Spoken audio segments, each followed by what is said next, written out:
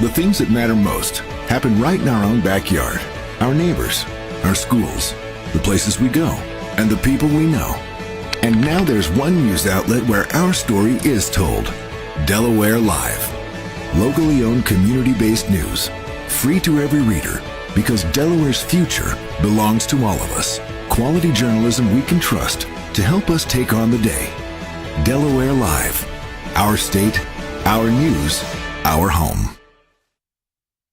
Local sports now. It's the 302 Sports Friday night downstate game of the week. Welcome to Delaware's premier high school football pregame show, brought to you by Sodel Concepts, 12 chef-driven restaurants on the culinary coast in southern Delaware. Now let's go live to your host of the Sodel Concepts pregame show, Benny Mitchell. Local sports. And welcome to Delaware Live Sports Friday night downstate game of the week. You are watching the Sodel Concepts pregame show.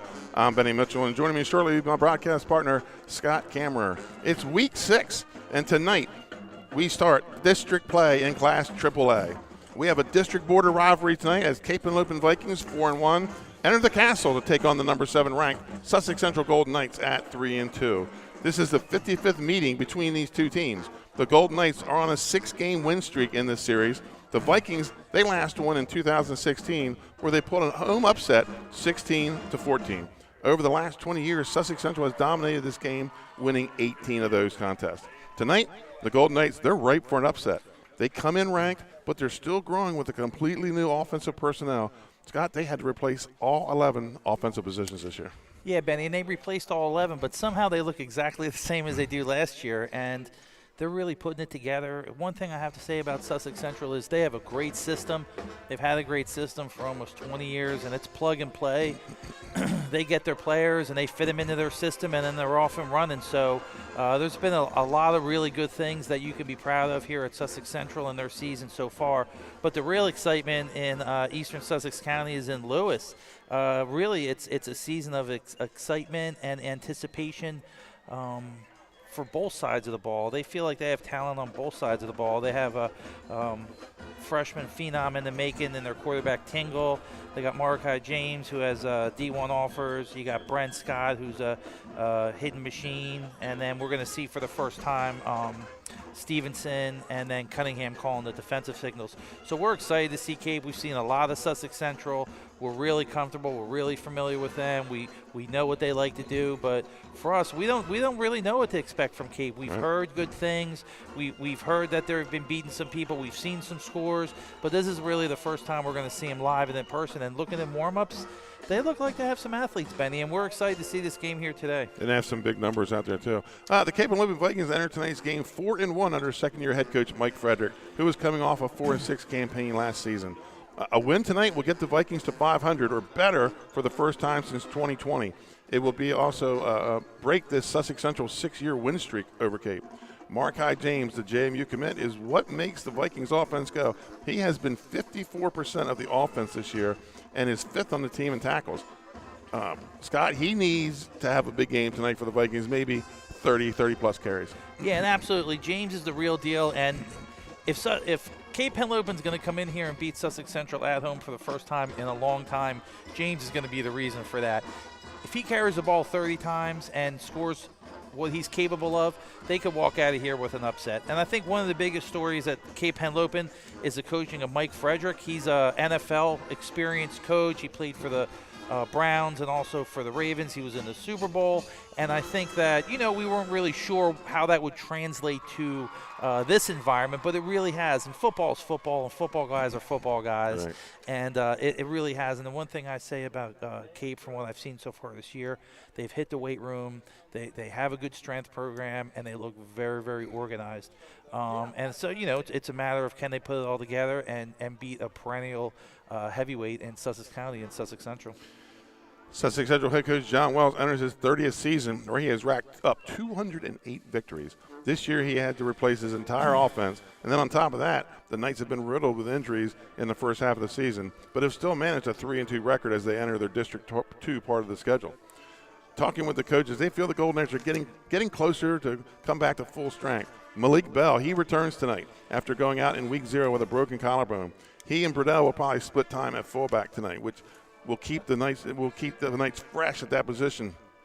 Two-way starter Will Harmon is also back, and it allows Coach Wells to have fresh legs late in the game, as we most likely will see 5 or 6 different backs carry the ball for the Knights tonight. I mean, how can you not really love that to watch Burdell play? We never saw him run the ball before. 3 weeks ago or 2 weeks ago, he came in. He was the marquee back. He looked like the marquee back for the state of Delaware, to be honest with you. So we were totally blown away by him.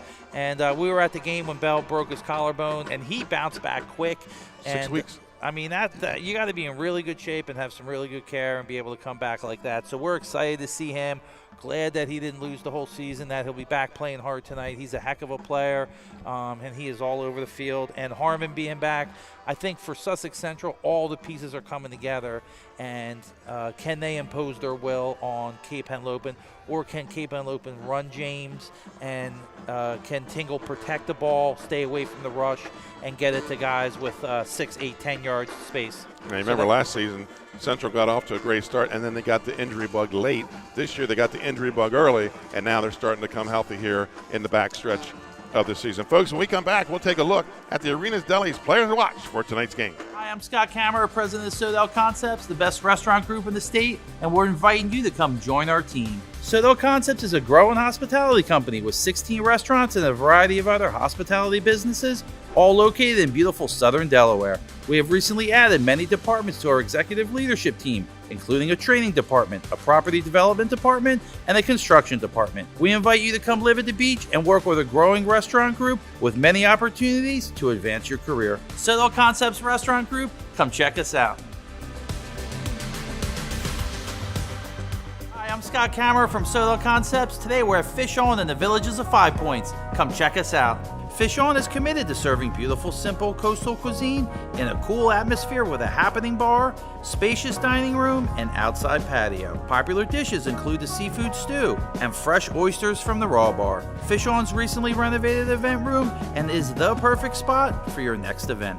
Fish On in Lewis in the Villages of 5 Points, open 7 days a week, best happy hour around. See you soon. And welcome back. Let's look at tonight's Arenas Deli's players to watch. Arenas Deli, 6 locations. The original location in downtown Rehoboth Beach. Arenas Cafe on Highway 1 Rehoboth. In the Lewis at the Village of 5 Points. At the airport in Georgetown. Milford, and the new Arenas Pub on Coastal Highway in Lewis. And Scott, we'll talk about the visiting Cape Henlopen Vikings. And first guy we're going to talk about is Lucas Stevenson, the wide receiver. He's a senior, 12 catches, 76 yards, and a touchdown to share. Yeah, I really like him on tape, and I was also watching him in warm-ups. He didn't drop anything in warm-ups, so he's sure-handed. He's averaging a little over 6 yards reception, so he's a ball control guy. He's a slot guy. He's going to control the pace. It's really – listen, it is a spread offense, and they're going to throw it short. He's not airing it out down the field, and Lucas Stevenson's a big part of that ball control offense. Number 6, Bren Scott, the senior tight end linebacker. On offense, he has 1 catch for 1 yard. It was a touchdown. And then on defense, 34 tackles this year, 4 tackles for a loss, 2 sacks. He is going to have to be the one that gets it going on the Cape defense tonight. Yeah, when 20% of your tackles are for a loss, that means you're playing in the backfield. You can read offensive blocking schemes. You can get off your blockers. You can make plays, and that's what we're looking for. You're talking about a really high-end athlete in Brent Scott on the state championship team as a catcher. Really has had an excellent football career, so we're looking forward to it tonight. And listen, if Cape Henlopen's going to win this game, their big-time players are going to make big-time plays, and he's one of the ones we're going to be watching. And number 7, Markai James, running back, linebacker. 89 carries, 592 yards, 8 touchdowns this season, and he has 27 tackles on defense. Yeah, when you're carrying the ball 90 times a season and averaging over 7 yards a carry, you can run the ball. And right. People are going to notice that, and that's what D1 coaches really caught their attention. He's an all-around good kid. He's a hard player. He's a good student, so he's really he's really someone we're going to watch tonight, and we're really happy we're getting a chance to see him hopefully have a really marquee game here tonight. And for he's Cape headed Henlopen. to JMU, James Madison, next year. So let's talk about the Sussex Central Golden Knights. And it starts with number 6, Juwan Sturgis, the junior running back linebacker. Defensively, he has 10 tackles, 1 sack, and 1 tackle for a loss in 3 games this year. Yeah, we love Sturgis. I mean, we've seen a lot out of him. He's an extremely versatile player. He doesn't make a lot of mistakes, and he plays smart. He's got a really high football IQ, and he makes a lot of plays on both sides of the ball. So he's what we call a spark plug, and he's a potential pest of the game for Sussex Central. Right, and we'll see him a little bit on offense tonight as well, and that 5 or 6 back attack they have. Number 18, Justin Negron, the linebacker, 56 tackles, team leading 56 tackles, 3 for a loss, a sack, a fumble recovery, and a blocked field goal this season. Yeah, in the first game we did, we were like, Negron started a little slow. Then we looked down, and he had 10 tackles. We're like, man, this guy's averaging almost 12 tackles a game, and he's doing it kind of quietly. And he can somehow control a game. He can get sideline to sideline. He keeps his head up. He's on a swivel, and he rips through the blockers and the ball. So we've seen some really excellent play out of him, and he's someone that you have to watch tonight. And if you're Cape Henlopen, you got to get a blocker on him. And Kayvon Burdell, the senior. He came into this season as he was a defensive specialist, one of the top defensive linemen in the state. And week 2, he becomes a running back. 38 carries, 336 yards, and 4 touchdowns. Defensively, 41 tackles, 2 sacks. He's got 9 tackles for a loss and a fumble recovery. Yeah, you can't say enough good things about Kayvon Burdell. And to me, he looked like a prototypical edge rusher until he got in the backfield, and then I was like, man, this guy looks like a prototypical eye tailback. So it was really cool to see him step up. And I'm sure he's run the ball before. He just hasn't run it much in varsity in high school. But to be the marquee back and really take the load when Bell went down was really cool to see. So we're hoping to see a good game out of him here tonight. Folks, when we come back, Scott and I will break down tonight's game with tonight's X's and O's. We'll be right back after this commercial timeout. Hi, I'm Scott Kammerer from Sodel Concepts. Today we're at Lupo Italian Kitchen in downtown Rehoboth Beach. Come check us out. Located inside the Hotel Rehoboth, Lupo serves coastal Italian cuisine with fresh pasta made in-house daily. Lupo features plenty of unique craft cocktails and an extensive award-winning all-Italian wine list. Popular dishes include lobster bucatini, veal meatballs, grilled swordfish, and eggplant parmesan. Lupo Italian Kitchen on Rehoboth Avenue, serving happy hour daily and dinner 7 days a week. See you soon. Welcome to Surf Bagel. Surf Bagel has served the community in Delaware for over 20 years, providing fresh, hot bagels, breakfast sandwiches, lunch sandwiches, wraps, salads, local coffee and smoothies, and our iconic merch. Welcome to Surf Bagel. We're stoked to serve you. Welcome to Surf Bagel.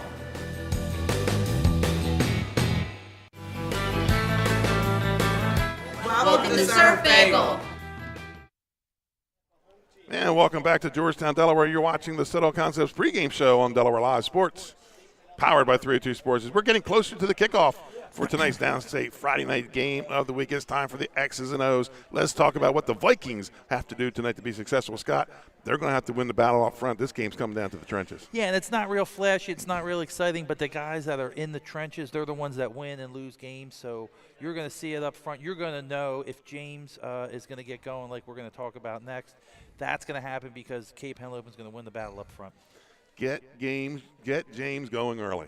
Yeah, and I think to set the tone, especially with the big crowd, with the Sussex Central, with a lot of the kids that played against each other, Pop Warner, middle school, everything, I think you got to get James to set the tone early, and I think you got to give him the ball 10 times in the first quarter. All right.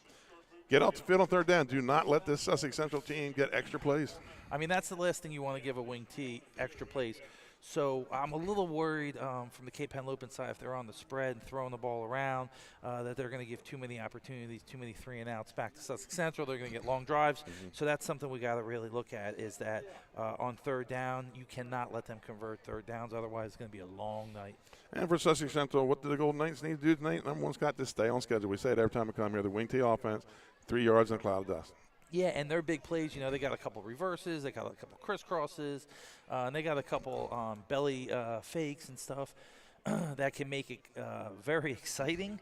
But the thing is, they have to absolutely, on first down, they have to pick up yardage. If they start getting tackled in the backfield by Brent Scott and Cunningham and the rest of those guys, it's going to be hard for them to stay on schedule, and they're going to be running behind. They can't be in 3rd and long, and you do not want to if you're Sussex Central, you do not want to get forced into throwing downs. And if the bullet point for Cape is to get James going early for Sussex Central, you got to contain James tonight. Yeah, and to be honest, they have the personnel for it. I mean, they have Burdell, they have Costa. They got a lot of guys that can contain James. But if they will, that's a whole nother question. Right. So, I mean, they absolutely have the athletes and the players that can contain him. But I'm interested to see if James is going to be able to shake free. And then finally, ground and pound, eat up the clock, shorten this game, limit Cape's opportunities. Yeah, and that's what the wing tee is all about. They want to have 12, 13, 14, 15 play drives, take 7 minutes off the clock, and score a touchdown. That's really what they're looking for. The last thing they want is to get short drives and let Cape Henlopen get rolling.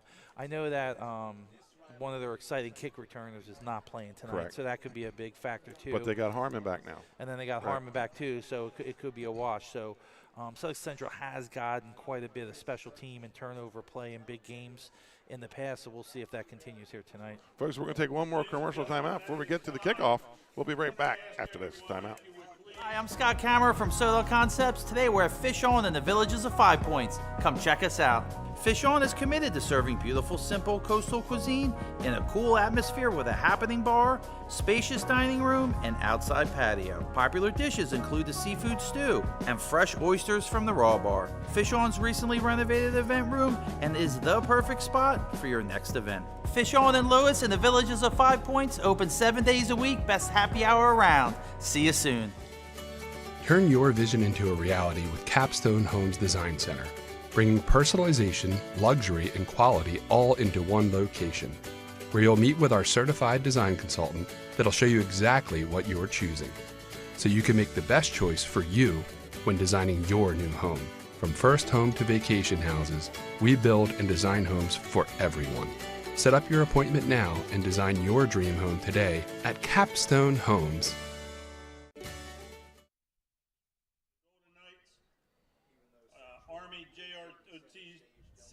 Color Guard. Commanding tonight's color guard is Cadet First Lieutenant Barton. Carrying the national colors, carrying the Delaware State colors is Cadet Sergeant Truitt. Armed Guards are Cadet Command Sergeant Major Saxon and Cadet Sergeant Finney.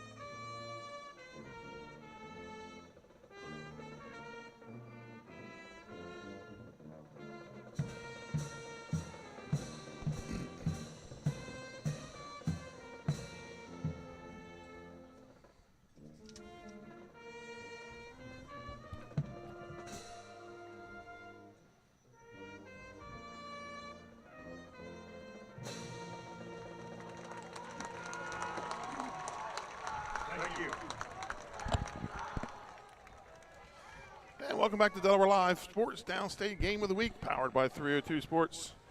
I'm Benny Mitchell, and providing color for tonight's game is my broadcast partner, Scott Kammerer, Brandon Hill, Donald Flowers, Matthew Westcott on the cameras. Your halftime and post-game stats brought to you by Surf Bagel. as we approach kickoff, let's check the playing conditions on tonight's turf report. The playing surface is a Bermuda grass surface. The field's in excellent condition. Temperatures at kickoff are 64 degrees, and the winds have died down. It was really windy when we got here, Scott, but there is like no wind now. So it's time for kickoff. But I'd like to thank the sponsors for the 2023 season: Barclay Heating and Air, Capstone Homes, Jawan Johnson State Farm, Arena's Deli, Active Pest Solution, Louis Pizza, Sodel Concepts, and Grandpa Max. Around the state night, let's go to last night. Howard, number 2 ranked Howard, beat Newark 8-3 in a big AA game. Laurel beat Seaford 28-18 in the 130th playing of the Lions Club Trophy game. And number 7 Delmar beat Lake Forest 30-27.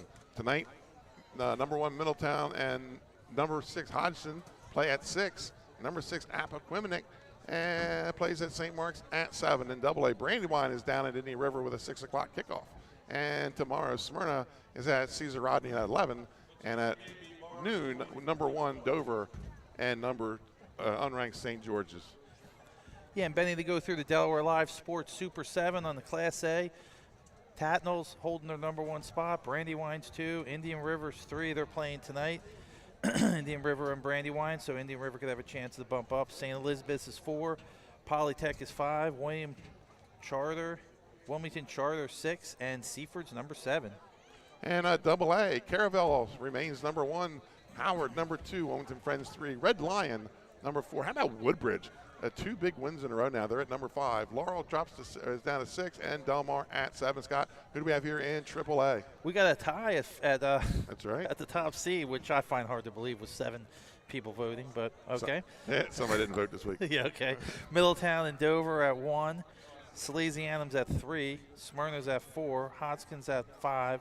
Appoquinimic's at 6. And Sussex Central's at 7, with Cape Henlopen knocking on the door. So Sussex Central wins the toss. Let's see what they do with it. Do they defer and give Cape first crack?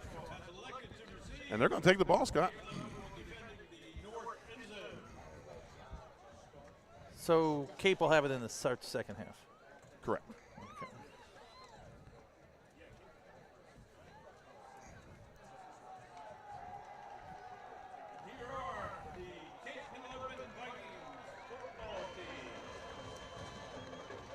So Cape Henlopen Vikings getting ready to take the field. Yeah, a lot of excitement in Lewis. And if they knock off Sussex Central, there'll be even more.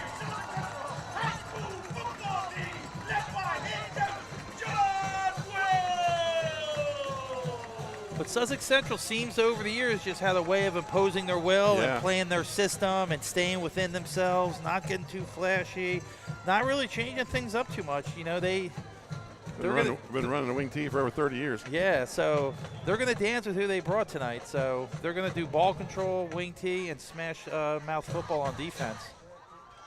And Cape's going to respond with really the running attack at James and the throwing attack of Tingle to Stevenson. These so two teams bordering districts. And back in the 80s and early 90s, very early 90s, this was a Week 10 game. But emotions tended to get out of hand, and they decided to hide it in the middle of the season. But it is still a rivalry with two districts that are right up against each other. Cape Henlopen will be kicking off in the white helmets, white jerseys, and the powder blue pants. Sussex Central in the all royal blue helmets, jerseys, and pants. Let's get ready for kickoff. Yeah, and Wilson Angursky's got a leg. We were watching him warm up, and he can nail it from 40 yards. So he's got some excellent hang time, and we'll see where he's going to put it here tonight. It's nice when you have a kicking attack. Yeah, oh yeah. And he kicks it deep, and it's going to go through the end zone. Sussex Central will have it on the 21st and 10. Yeah, and you could see from him, he's got the leg. He's got the leg to make some long distance kicks. And we were watching some of the St. Mark's game, and some of the scores are like, man, there's a lot of field goals going on tonight. And he was one of those guys that was kicking the field goals. And you could see from his kickoff that he definitely has the leg strength to do it. So 1st and 10 for the Golden Knights. And we'll set that offense on the next play.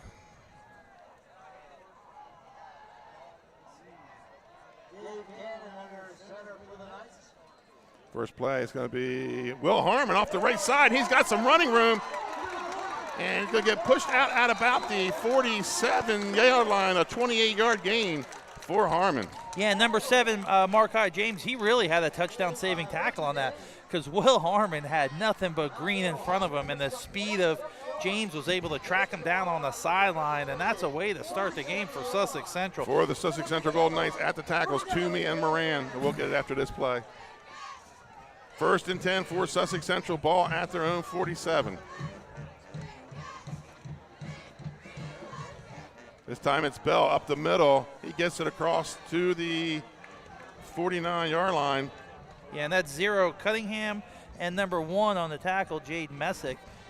And Central's coming out with some tempo, Benny. They're coming to play. At the tackles, Mike Toomey, James Moran. At the guards, Kai Taylor, Kinder Snyder. The centers, Gavin Pratt. Quarterback, Gabe Cannon. The halfbacks, Jawan Sturgis and Will Harmon. Fullback, Malik Bell. The tight end is Jaquan Rodriguez-Costa. And the wide receiver, Jace Peden. 2nd and 6 here for Sussex Central. I feel like Costa's been a secret weapon for them. They really haven't utilized a whole lot, but man, is he athletic.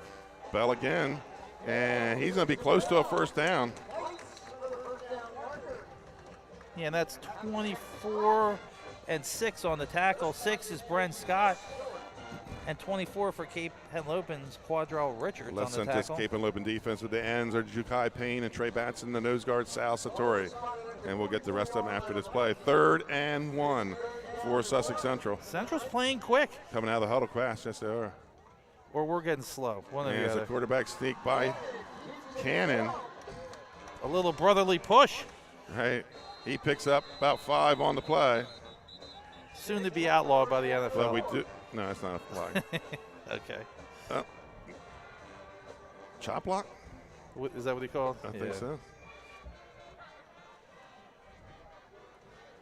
Let's set the rest of that Cape defense. The linebackers, Jaden Messick, Bren Scott, Jackson Cunningham, Dell Richards, and Markai James. The corners are Cam Joyner, C.J. Bruinton, and the safety is Lexton Westcott. So mark off of, well, that's a mark off of 6, but. So 3rd and call it 7 for the Golden Knights.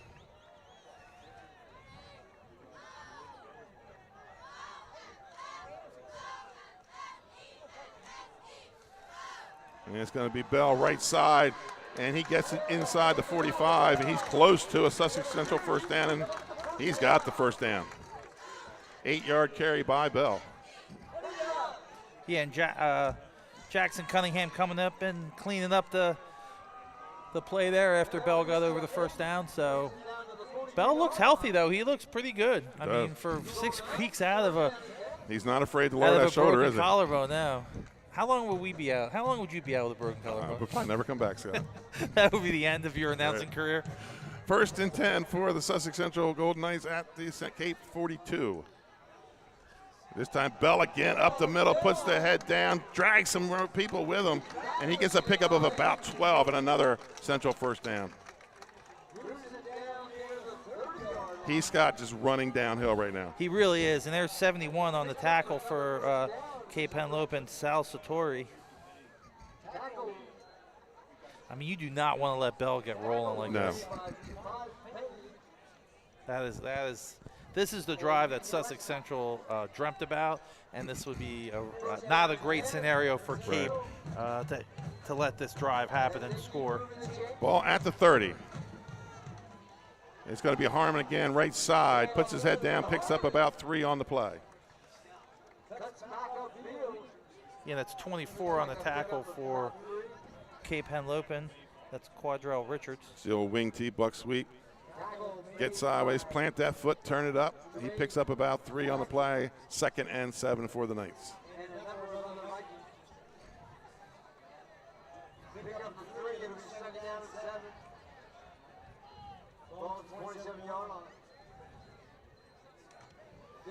The Knights break the huddle. Yep. And traditional wing T with a wing to the right, receiver to the right, short side of the field. Bell again, left side, cuts back to the middle. He's going to pick up about 5 on the play. Yeah, another tackle by the nose guard, 71, Sal Satori. Cape looking for a stop here. 3rd and short might be the spot to do it. Probably 2 down territory for Sussex Central, though. 3rd and 1 for the Golden Knights. And we're approaching under 8 minutes to play. So typical Sussex Central drive, eating up the clock, 3 yards in a cloud of dust. Yeah, we talked about it before. 7-minute drives are what this team's made of. Cape Henlopen, we talked about it pregame. They got to get a stop on 3rd down, and this is the first opportunity right here. Be nice to see a Brent Scott tackle in the backfield for Cape. Bell again. Oh, I'm sorry, that's Burdell. So Burdell enters the game, gets the 1st down. I mean, Coach Wells talked about splitting time with Burdell, and he's not one to mince words, so he's got Burdell out there, and the first key situation of the game, 3rd and 1 on the first drive. And he picks up 6 yards on the carry, and it's first and 10 in the red zone, ball at about the 12 for the Golden Knights. Considering Burdell averaged 10 yards a game when he filled in for Right. Bell. 6 is a good stop. 6 is not a bad, yeah, you held him to 6. Toss, this is to Burdell. Burdell with a stiff arm, and there's going to be a flag on the play. I'm going to say holding at the point of attack.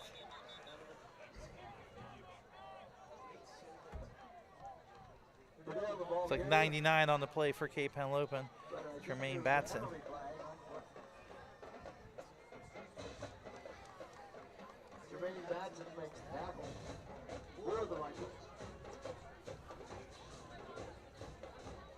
So we got a hold on the Golden Knights. They get you every time. We talk about that every week. Holding at the point of attack. Yeah, especially running the wing T, where you got to run sideways before you run forward. I, the coach, always say, don't hold at the always hold on the backside camera. Right. I'm like, well, what good is that? Why would I hold on the backside? 1st and 20.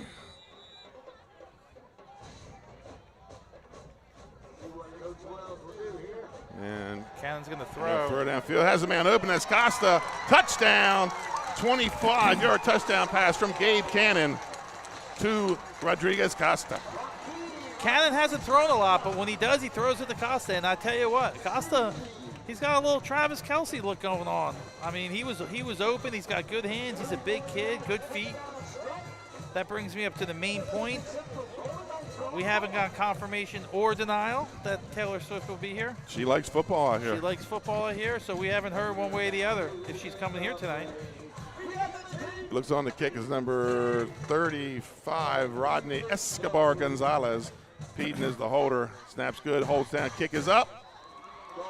It's good. Sussex Central takes with 7:05 to play, a 7-0 lead. We'll be right back after this commercial timeout. In life, some things just go together, like a burger and fries, and home and auto insurance from State Farm. So make it a combo. Combining your home and auto insurance could save you time and money, and who doesn't like that? Just call State Farm agent Juwan Johnson and find out how you could start saving today. It's just another way we're here to help life go right. Oh, no, you're good. Did I mess you up? I'm just waiting for you to sing. Benny said he doesn't like your singing, but I do. I'm a fan of it. Huh? And we're back. We're at Sussex Central, so we're in the press box with Tommy Marvel. We're talking about what song we're going to hear. 7-0 lead for the Golden Knights. They'll be kicking away Cape's first crack at it on offense. So Central did everything that they needed to do in that first drive, so we'll see if Cape could respond. Scott, we got almost a full house here. I mean, it is a big crowd on both sides. So people are still coming in, so I'm looking at everyone That's far all right. side. Nothing wrong with coming a little late. As long as you get your $5 worth. Kicks the knuckleball down, picks it up at about the 10. That's number 9. And there's going to be flags on the play. Lamar McCoy on the return gets about 10, but that's going to be some flags. When two different referees throw the flag and lands in the same spot, yeah, that should be a double penalty. We're going to say holding or blocking the back is our prediction. It's going to be a hold. Oh, no, blocking the back. So back it up 10. On a good note, if you're going to get hold, it's still first down, you know. If you're going to get called for holding. And it's going to be a 1st and 10. Yeah, it's 1st and 10, yeah. So we'll see. Cape's got a long drive here to put it together. They got plenty of time, though. Their own 10, 1st and 10 for the Vikings. They got nothing but time. After this play, we'll set this offense. 2-by-2 on the edges. Going to drop back and throw out to James, and Sturgis is right there. Sturgis had a hold of his jersey as he was catching the ball, and James still secured it and picked up a few yards. Going to pick up about, looks like 4 on the play. That Cape offense at the tackles, Bodie Frederick, G.T. Curtis. The guards, D.J. Schulz and Sal Garcia. The center is Tyler Crease. We'll get the rest of them after this play. Yeah, Trips to the near side. Tingle's favorite target, Stevenson. And keeper by Tingle, and he's going to go out of bounds after about a 7-yard gain.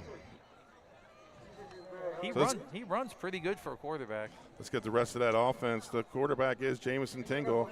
Halfback Markai James. The tight end Bren Scott. And the wide receivers are Lexton Westcott, Lucas Stevenson, and Lamar McCoy. We'll get the Sussex Central defense on the other side of this play. 1st and 10 for Sussex Central at the 21. Tingle just looks like a true dual threat quarterback to me from what I've seen so far. Trips to the near side. Lone receiver to the top of the formation. And Tingle looking down the middle, and that's going to be incomplete. Intended for Brent Scott. Let's set that Sussex Central defense. The ends, Kevon Bradell and Jaquan Rodriguez Costa. The tackles, Victor Perez and Kyle Custis. The linebackers, Jawan Sturgis, Justin Negrone, Gabe Cannon, and Kinder Snyder. The cornerbacks, Isaiah Rowe and Will Harmon, and the safety, J.J. Abbott. 2nd and 10 for the Vikings. Ball at their own 21. This is an important drive for Cape Henlopen, and they do not want to get caught in 3rd and long here. They move to the pistol here. And it's going to be a handoff to James off the edge. And he is pulled down by Negrone and a flag on the play. What do you think, face mask? Maybe a hold. Face mask or a hold? They tackle him from behind.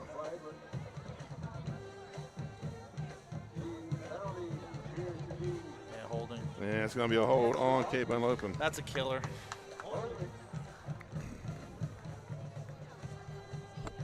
I mean, they picked up good yardage on that, too. Looks like he picked up about 3 on the play. That's going to be negated.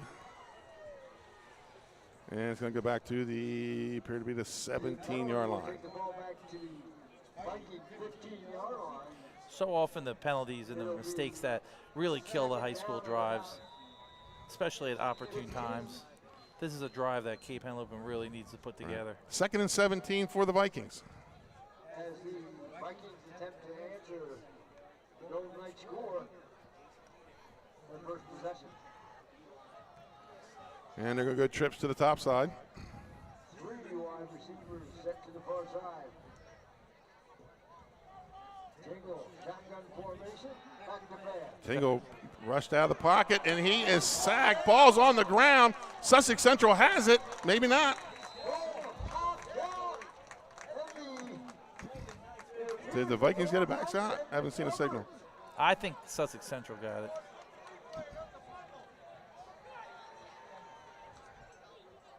Yeah, he's saying that it is a fumble, but he's not saying who recovered it yet. Yeah, I wasn't sure. I think they're deciding whether that was a pass attempt or a fumble. I thought maybe it was a pass attempt, but. So now they're going to bring them all in. I thought as he was getting dragged down, he let go of it, but I don't think it was a fumble. And then it could be a intentional grounding. Yeah, let's see what they call here. A lot of choices. Right. Intentional grounding.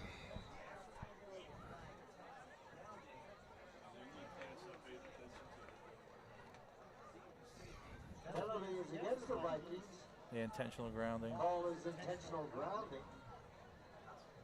There's a loss of them. And the ball at the 1. So that's going to make it a 3rd down and forever, Scott. Yeah, Tingle had a guy for a split second, but Sussex Central really got some pressure. I think it was Negron. It was right on his back. Yeah, Negron was in the backfield on a blitz and pursuing Tingle pretty heavily. It looks like Coach Wells wants to get feet around Tingle tonight, make the freshman uncomfortable if he can. Yeah, and that's the thing. You don't want, if you're Sussex Central, the last thing you want is Tingle sitting back there picking you off one by one. But if he could beat the blitz a couple times. What's in your 3rd and 27 playbook? Well, we say it all the time. Make some room to punt. you call the play or you don't call the play. So you're probably going to try and get it to James or Stevenson.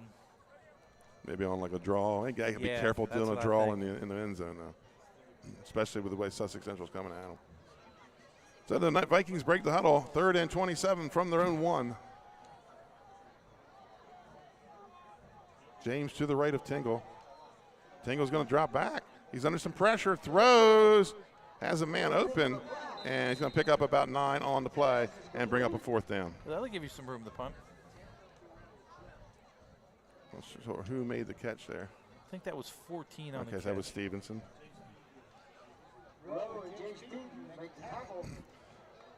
So the Knights are going to punt, or excuse me, the Vikings will punt it away here on 4th down. And probably the Sussex Central probably going to get good field position. And as I said, we talked about Pucci being out. Will Harmon going back. Yeah, Will Harmon's not a bad substitute for that. And Wilson and Gursky actually is an excellent punter also, along with kickoffs and field goals. So we'll see what kind of hang time he can get. I think that may have got touched. I think Burdell might have got to that, Scott. I think he did too. Not a terrible net punt, though. No, especially when somebody put a hand on it and you still get it out 40-some yards. So 1st and 10 for the Sussex Central Golden Knights. They lead 7-0. They're going to have the ball in plus territory at the Vikings 45 with 4:38 to play here in the 1st quarter. Just everything going right for Sussex Central here today. I mean, getting a hand on a punt, making plays in the backfield, excellent drive, throw to Costas for the touchdown. I mean, we'll see if they can keep it going on this drive, but everything going right for Sussex Central. And it's not that Cape's playing bad so far. I think just Sussex Central's just has played flawlessly. 1st and 10, ball at the 45. And it's going to be Harmon again, right side, puts his head down, gets it inside the 40 for a pickup of 6. Yeah, it's good to have Harmon back for Sussex Central. Right. He just adds another element to it. He just flashes speed on the field, and that's one thing you can't coach is speed. Remember last year he had a big interception in one of the games we did. It was as a freshman, I think he's only a sophomore. He's a difference maker, and we've seen him play a lot and think a lot of him. 2nd and 4 for the Knights. And already on, Scott, they were coming out of that huddle fast now, slowing things down a little bit. Juwan Burgess on the carry. He's got the 1st down. He's going to push the pile. And he's going to pick up about 6 on the play, and the helmet comes flying. Yeah, that's the right side of the line for Cape Henlopen. That's 71. The helmet came off. He's got to leave for a play. And that was, we're going to say that was 55 on the tackle, Cody Frederick. 1st and 10 for the Golden Knights. Ball at the Sussex Central 34. Under 4 minutes to play here in the opening quarter. Yeah, Central has noticeably slowed it down on this drive. Right. I don't think I've ever seen him go up tempo like that. No, that was unusual. Out of character, yeah. It's like throwing a changeup. And it's going to be Cannon on the keeper, and he's going to lose some yardage there. Yeah, that's lose 0. about a yard. Cunningham and 6. Scott on the tackle, 2 of the stalwart linebackers on defense for Cape. It's going to be 2nd and 11, ball back at the 40-35.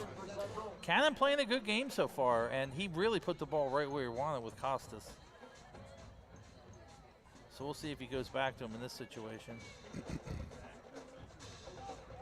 2nd and long.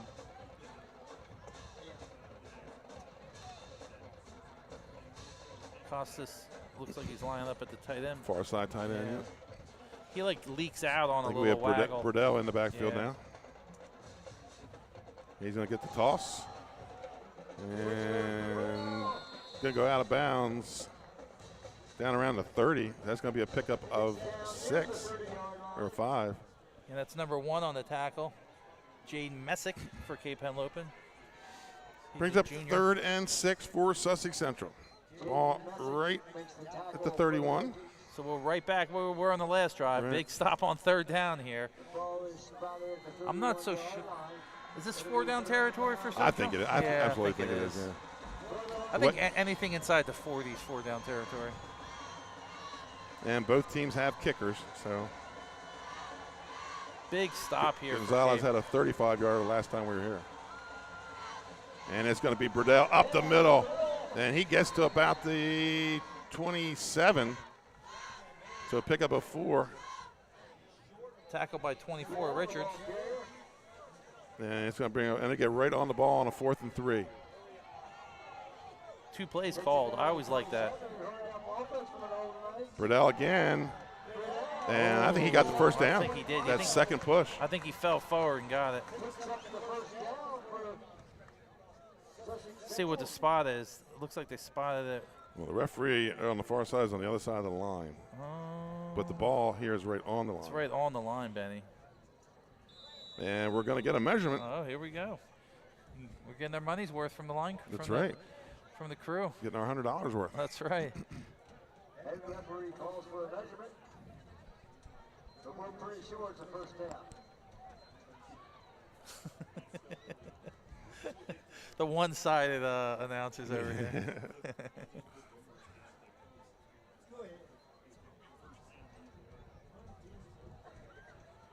Oh. Looks like by the nose. Looks like by the nose of the football. First down, Sussex Central. That was a big play. First and 10 for the Golden Knights. Ball at just inside the 25-yard line. And that was a stop Cape really needed, and really thought they had it. Just that second effort from Burdell, and just he's a big body in there to have to stop twice. Scott was on it though. He was up to the challenge. Just made it by about 2 inches. Cannon drop back under pressure, and he's going to be sacked. Yeah, and this time Costas was double covered. And you're going to get a late hit. Yeah, sack by number 0, Jackson Cunningham. I didn't see who came in late, but somebody came in, put the helmet down. Yeah, that's not what you want after the play, especially on a big stop like that. But they did make the adjustment on Costas. They ran the same play. They ran that little skinny post with Costas down the middle, and he was double covered. He had a guy under and a safety over top. So Cannon just couldn't get it off to him and took the sack. Just fortunately for them, they got a late hit. So a loss of 12 on the play, but they're going to get that back on the penalty, plus.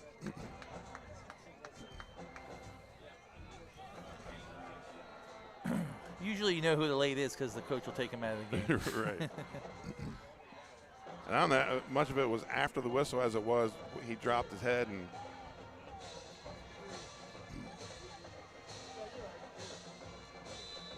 So 1st and 8 for Sussex Central.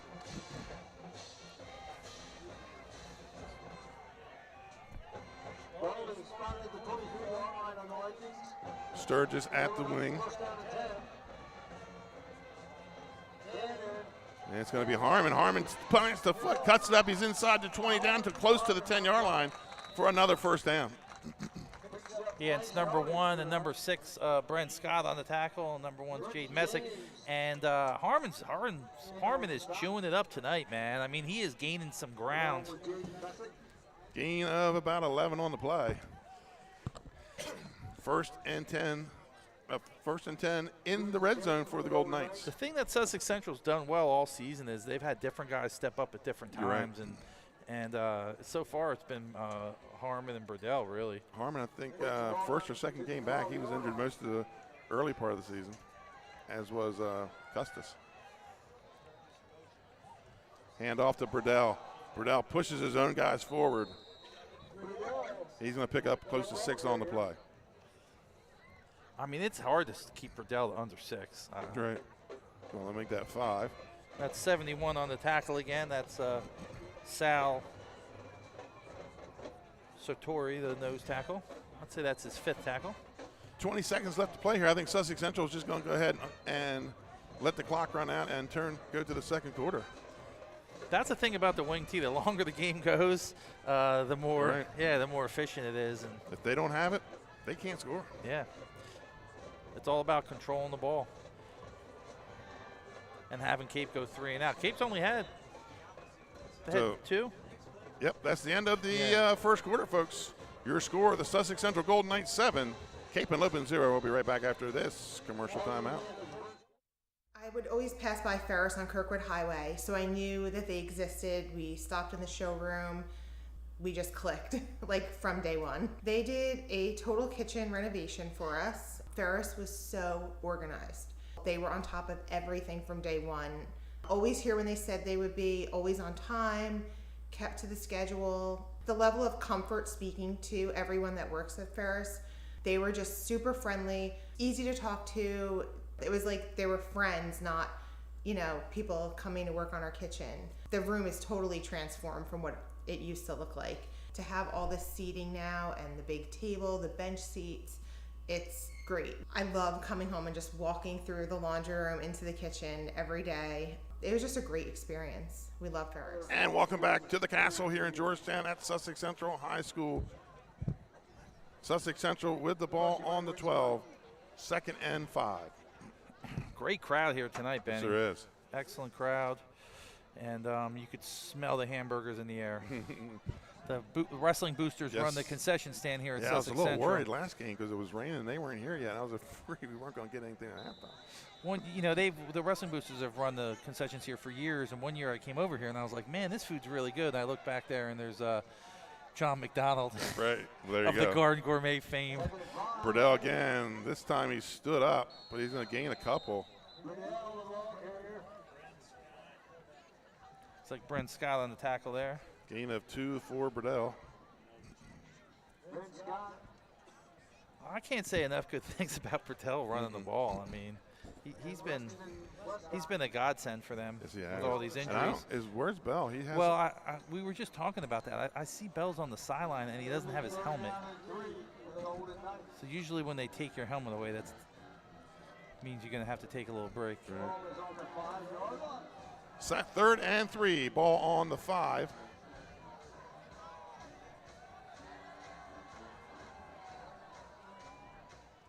Quarterback sneak with Cannon.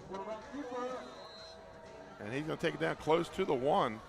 Or excuse me, close to the 2. He's close, and Cape Henlopen needs a big stop here right now. They do not want to let this game get away. It's 3rd and 3.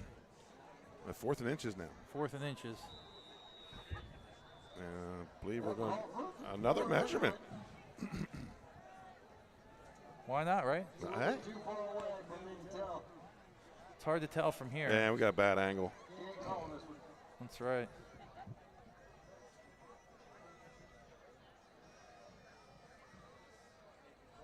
I don't think he got it.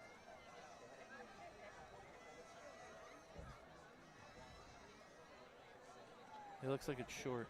Nope, first down. First down, huh? The white hat signaling from over there. Wow. He wasn't by the chains. He was over to the far side. There you go. All right. So 1st and goal for the Golden Knights. Ball at the 3. Everything going right for Sussex Central. In the wishbone. And it's going to be Harmon off the right side. He's in for another Sussex Central touchdown. 3-yard run by Will Harmon. Yeah, and you got to credit that touchdown to the right side of the offensive line for Sussex Central. They just got a big push, and that just opened up the hole for Harmon. He just scooted right in there. The Golden Knights strike up the band. Scott, we were talking last night with Dave Frederick. The band's getting bigger now. Brings more excitement to the high school game.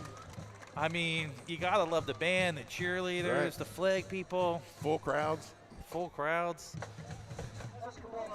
You almost like COVID didn't happen at this point. Right, you know what I exactly. mean? It's And finally the back. Kick is good. So we'll take a break here. Sussex Central 14, Cape Henlopen 0. We'll be right back.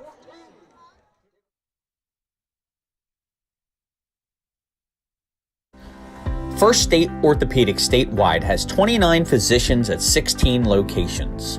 Our physicians and staff provide both non-surgical as well as surgical treatment for almost all orthopedic conditions and injuries. We are specially trained in the current state-of-the-art techniques. We serve as team physician and orthopedic consultant for over 20 high schools, Wilmington University, and many local recreational and competitive leagues. Our doctors are readily available to the local emergency departments as well as medical aid units and urgent care centers for consultation and treatment. Call for an appointment today or visit us at firststateortho.com. And welcome back to Georgetown. Escobar to kick it away.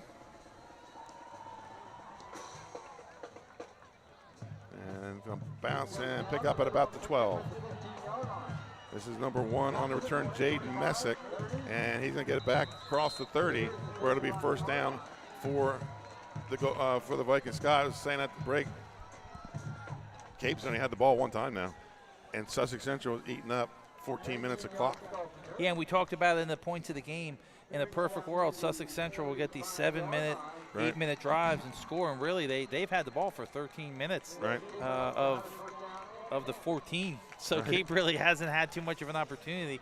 So it'd be nice then to put together a nice little sustained drive here, get a little bit of momentum, and more importantly, keep the ball from Sussex Central. James fumbles this handoff, but able to gather it and pick up some speed, and he's got the first down, driven out of bounds by number 4, Peden. Yeah, he made a something out of nothing on that one because it was not looking good at first. And he just got a little bit of – he got a block on the outside and made a move, and Peden got him really to save a super long run. 18-yard gain for James. You know, with a first down. Watching Messick on that, he's got some breakaway speed. So Cape Henlopen's got a little something going on here. Right. You know, they get a good return, they get a good run. All of a sudden now, that some good momentum. James again off the right side, and he has wrapped up Custis there. Central just has so many guys on the defensive line that Number can play. 60, Perez. I mean, Custis, Burdell, you got Bell. Gain of 1 on the play. Yeah, Perez was our pest of the game earlier, first week. That's right. 2nd and 9 for Sussex Central at the 46-yard line Cape Henlopen at the 46-yard line of Sussex Central. That's the thing. Central's deep if they can avoid the injuries. Right. Once they get hit with the injury bug, like most teams, then all of a sudden they get super thin. But right now they're looking deep. Throws over the middle, wide open is Brent Scott. That's exactly what the doctor ordered. He's going to be inside the 10. He's got the touchdown. And he rumbled into the end zone. Surprising breakaway speed from Brent Scott. Beautiful pitch and catch from the freshman Tingle to the senior Brent Scott. That's exactly what Cape Henlopen needed. Quick strike score. Makes it 14-6, and Gursky will come on for the extra point. And Gursky's got plenty of leg for this extra point.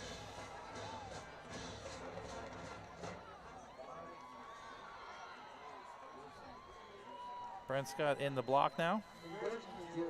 Jack of all trades for Cape. Right.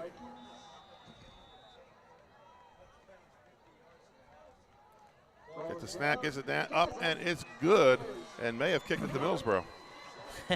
And, a quintessential drive, really what Cape was looking for. They got a little bit of momentum on the return. They had a good run by James, which he made something out of nothing, and then a great pass across the middle to their really all-state athlete, two-sport guy, Brent Scott. All of a sudden, it's a one-touchdown game. As bad as it was looking for Cape, all of a sudden now it's looking okay, and for Central, Coach Wells is probably saying, we're fine. Yeah, we're good. Fine. Take a deep breath. Hey, let's break off another 7-minute drive, and we'll see what's up. There's only 9:35 left in the half, so that could be one drive for them, going 2 scores up. Then Gursky will kick it away. I've been real impressed by his leg, though, 35. Benny. I mean, his leg has been He's impressive. got a strong leg.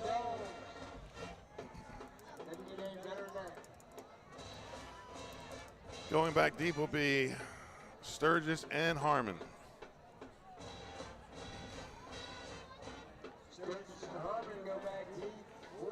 I'm sure Coach Wells is going to sit down and find out what happened on that, because there was nobody around Brent Scott, nobody within 10 yards of him when he caught that ball. Harmon's going to take it at the goal line. He's got some blocks in front. He's got a lane at the 30, across the 35. It looks like about the 36-yard line, so a 36-yard return for Harmon.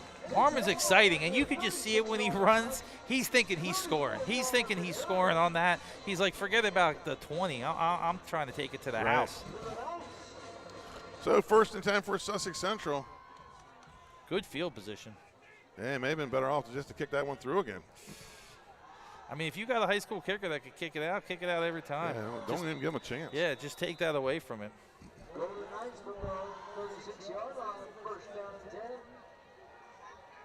So we'll see if Cape Henlopen can get a stop here and turn the whole game around. Bridell and Harmon in the backfield. Sturgis on the wing. Coach Wells is thinking, jet sweep with Sturgis. 7-minute drive. And he's going to pick up a couple. Tackle by number 20. It's Jukai Payne. That's his first tackle of the night, Jukai Payne. Tracked him down from behind. 2-yard gain for Sturgis. Brings up 2nd and 8. That's really how you got to stop that jet sweep from behind. Ball at the 37, 38-yard line. So now they're back to the slow huddle here, Scott. With Slow it down. With just the 1 touchdown lead. That's Let's it. slow it down a little bit. That's funny how they go tempo. I really haven't seen that before, but they definitely, without a doubt, went tempo the first drive. Toss to Burdell. Burdell with a head of steam, and he's got the first down. Gets it out to about the 40, see where they mark it, right at midfield. You're asking a lot for a defensive back to tackle Burdell in the open field one-on-one. 16-yard carry for Burdell. I mean, he just rips off 16-yard carries like a walk in the park. I guess he stayed inbounds. Clock is running, ball at the 50. Hey, he's tough enough to stop just on the guard trap. Now you give him a toss with a full head of steam. I might be running that play a few more times. Right. I'd like to see when he discovered that during scout team in practice. Sturgis on the carry. He's inside the 35 and is going to go out of bounds inside the 30 to the 28-yard line. 22-yard carry for Sturgis. Scott, that young man plants his foot and turns north. Yeah, and two huge runs in a row, back-to-back, by two versatile running backs for Sussex Central. I almost feel like Cape is catching the guys. Right. They're really not coming up and delivering a hit to slow them down, which is what you're going to have to do before Burdell really starts imposing his will on you. 1st and 10 at the 28. Harmon moves to the wing. It's going to be Sturgis, pretty much the same play, but this time he's not going to through. There's a flag on the play. Probably in the holding area. In the holding zone. Right. They did a good job of bottling them up there, though.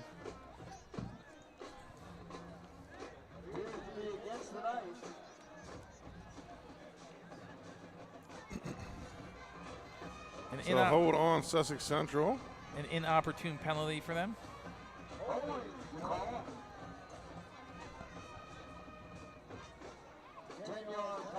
So another 10-yard penalty on the Vikings, or excuse me, on the Knights. That's going to move the ball back to the 38. It's 1st and 20. That might be just what the Cape defense needed. 7:55 left in the half.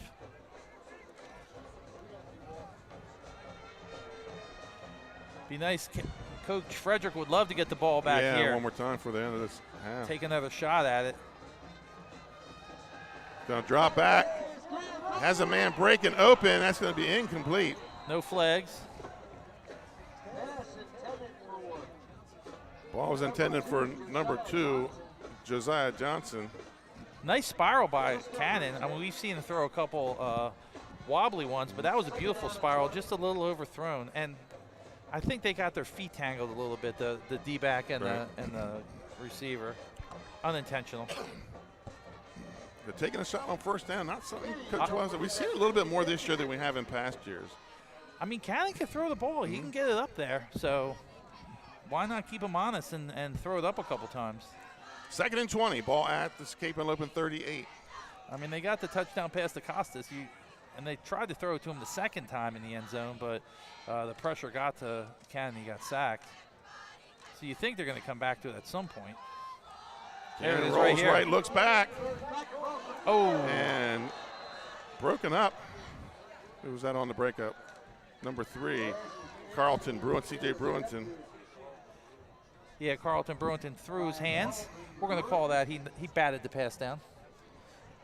He did have an opportunity for an interception, but a little bit out of reach. Counter crisscross?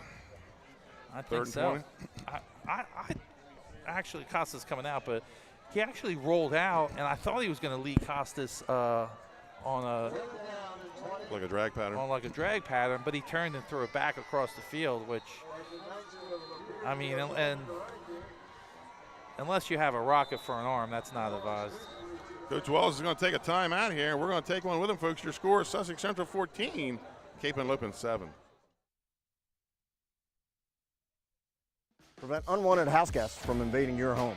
With cold weather coming, overwintering pests are headed inside. If you're not proactive, you could be left with a pest problem. Expertise is needed to inspect, identify a problem, and offer environmentally sound solutions like active pest solutions. Prevention is the key to stopping cluster flies, stink bugs, crickets, and mice from entering your home. Protect your home with a proactive pest plan. Contact Active Pest Solutions, your local pest expert. For more information, visit delmarvaexperts.com. And we're back to Georgetown at Sussex Central High School, where the Golden Knights have a 14-7 lead, facing a 3rd and 20 from the Cape Henlopen 38. Just perfect weather to be playing football tonight.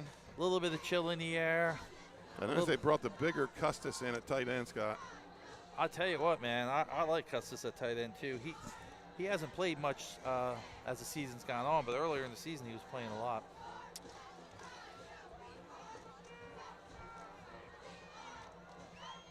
This is usually where the Knights like to run the counter crisscross. 3rd and 20. Going to need a big stop from Cape. Shotgun formation. They'd love to get Tingle back the ball. They have a flag on the play.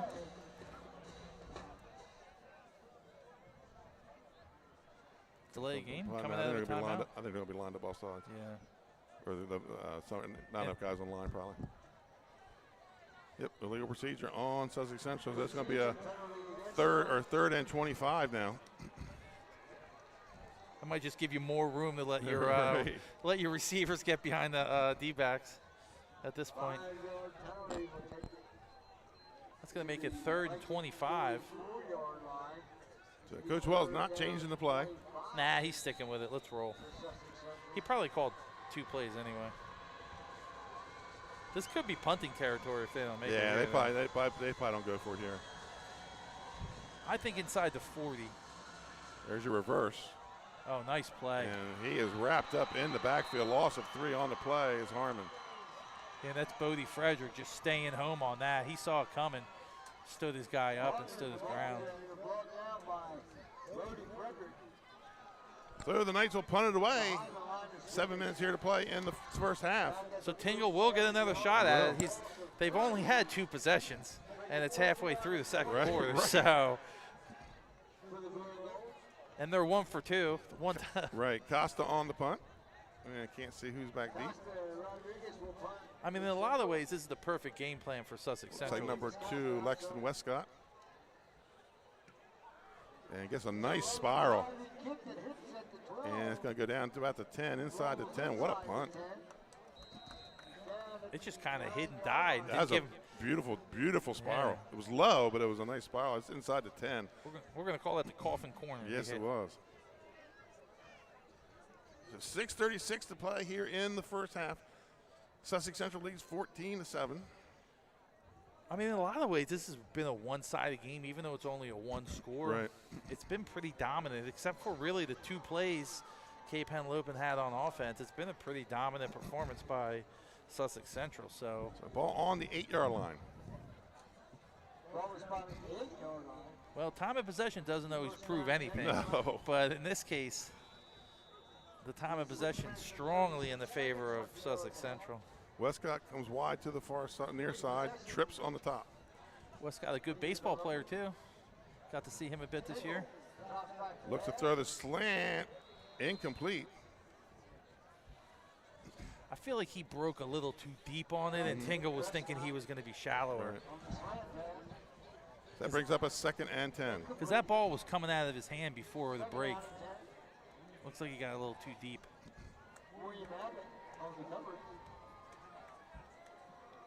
2nd and 10 from the 8. This time Stevenson comes out to the Stevenson on the near side. He's his favorite target. Hand off. That's a James. Stop made by Kyle Custis. Gain of 2. Kyle Custis making that tackle with authority. And we have a referee's time. I have a player down. Not the drive that they really wanted to see here. I mean, 3rd and 9.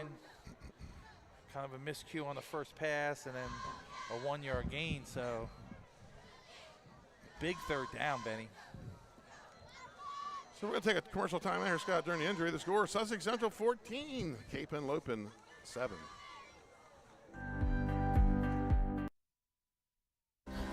First State Orthopedic statewide has 29 physicians at 16 locations.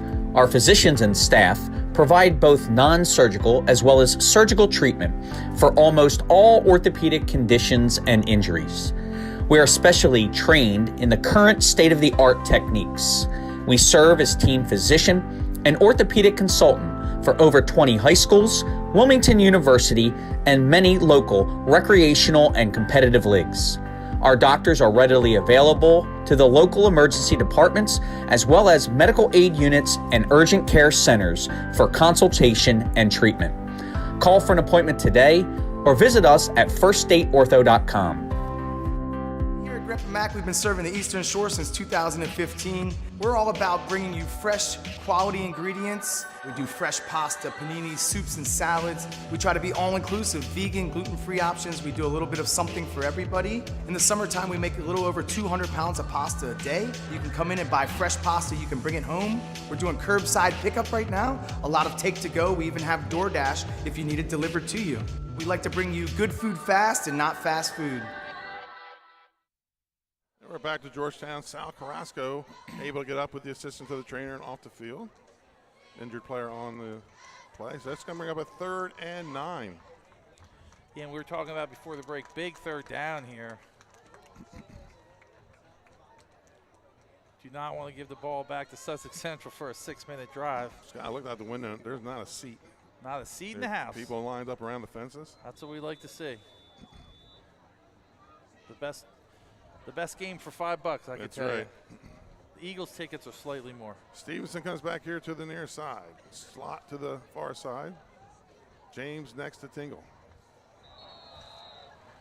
Looks like they jumped on the blitz. And it's going to be an offsides on Sussex Central, which will make it a 3rd and 4. Nice and manageable. Changes your play call or not? What do you think? I don't know what the play was. It depends. Right. Same formation. James to the right of Tingle. 3rd and 4 from the 15. Tingle drops back, looks to the right, under some pressure, comes out of the pocket. And he's just got to tuck it and run out of bounds at about the 25. 1st down 4, and there's a late flag, which is just tack that on to the end of the run. Cape Henlopen digging out of a hole here with a little bit of help from Sussex Central. So he gets it out to about the 26. It's a gain of 11 for Tingle. I like that because Tingle was scrambling and he pointed to his receiver to break off and run a go route, and he used that open field to pick up the 1st down. He runs well. I mean, he runs really well. I was hoping he was going to air it out on that go route just to see. It's going to push it out to the 41. So 5:46 to play here. 1st and 10 for Cape Henlopen. That tackle on personal foul is like the best thing you can get if you're trying to put a drive together. And Tingle took the hit, too. He didn't seem too bothered. No. He's a big kid. From their own 41-yard line, 1st and 10, trips to the top of the formation. 3 receivers wide to the far side. And it's going to be a keeper by Tingle. Makes one guy miss and goes down after tackle by number 1, William Abbott. Gain of 9. Yeah, about a yard short. And I think the Cape Henlopen line starting to block a little bit better here. And starting to be a little more of a battle between them and the defensive line. I think the defensive line got the better of them in the first quarter. But Cape looks like maybe they made some adjustments. Ball at the 50, 2nd and 1. Got some scores coming in after this. Oh, yeah? What do you got? I'll tell you after this play. Don't want to miss the play. No, definitely not. Pistol formation. Hand off to James. He's going to on the stretch play. He's got the 1st down. Pickup of about 8. I feel like that stretch play out of that pistol's really playing to their strengths because it gives James some opportunity to see what's going on in front of him and watch the blocks develop. Plus also it's like a one-on-one situation. Another penalty. Penalty flag is against the Golden Knights. So here's some scores. St. Mark's leads Appoquinimink 14-7. Slays-Zanham leads William Penn 8-0. So that's going to move the ball down to the 26-yard line. 1st and 10 for the Vikings. That's 35 yards in penalties on this drive alone for Sussex Central. Very uncharacteristic, but really helping get Cape going. When your offense only has the ball a couple times, 35 yards in penalties helps a lot. Helps a lot. Slot to the near side. Looks like they're offsides again. Looks like Tingle's got that hard count going. Penalty flag against the Knights. It looks like that hard count's fooling them. It's twice now on this drive. So that's a 1st and 5 for the Vikings. Ball at the 21. So that's 40 yards in penalties. They started at the 10. Yeah, at the 8. At the 8, right? Your call. 1st and 5. Slot to the near side, pistol formation. Receiver wide to the left. And it's going to be the stretch play again with James, and he's wrapped up in the backfield. That's Gabe Cannon. Gabe Cannon coming up with authority to make that play. 3-yard loss for James. Yeah, it's the same play they ran to the other side, except they got that reach block on the outside on the left side. On this side, they did not. Cannon fought through it and made the play in the backfield. Brings up a 2nd and 8 from the 24-yard line.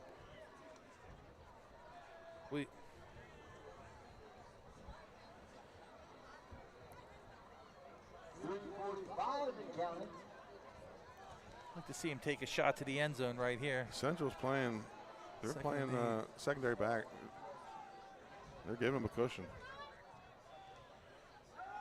Tingle drops back, steps up in the pocket. And this time he runs it down inside the 20 to the 17. So a gain of 7. So that'll make it 3rd and 1. Third, about 2, 3rd and 1. So 3rd and 2 for the Vikings. Ball at the 22-yard line. And that was a coverage situation. Tingle was looking to throw it. He just didn't have anybody open. Central got a little bit of pressure, and he just took off running and picked up a good chunk of yards. Smartly stepped out of bounds. Almost drew the late hit again. Right, 3rd and 2. Trips to the top side. Receiver out to wide on the lone near side. It's going to be James, and he's got the 1st down. Big hole on the left side. Gets it down to about the 10 for a gain of 7. And Vikings staying right on the ball. Vikings going tempo. See if they get it to Scott. He's standing on the left side. James again. He's going to be stopped by Burdell. And no gain on the play. They're going right back. No huddle? No, they're going huddle. Second and goal. Ball at the 9. I thought they were going to get right back on the ball and go again. I did. But, you want to eat up some time here, too, because you don't want to give Central the ball back. We've seen how many times we've seen them score late in the second quarter. I mean, 2nd and 9 with 2:40 left. It'd be nice to score under a minute. Under a minute.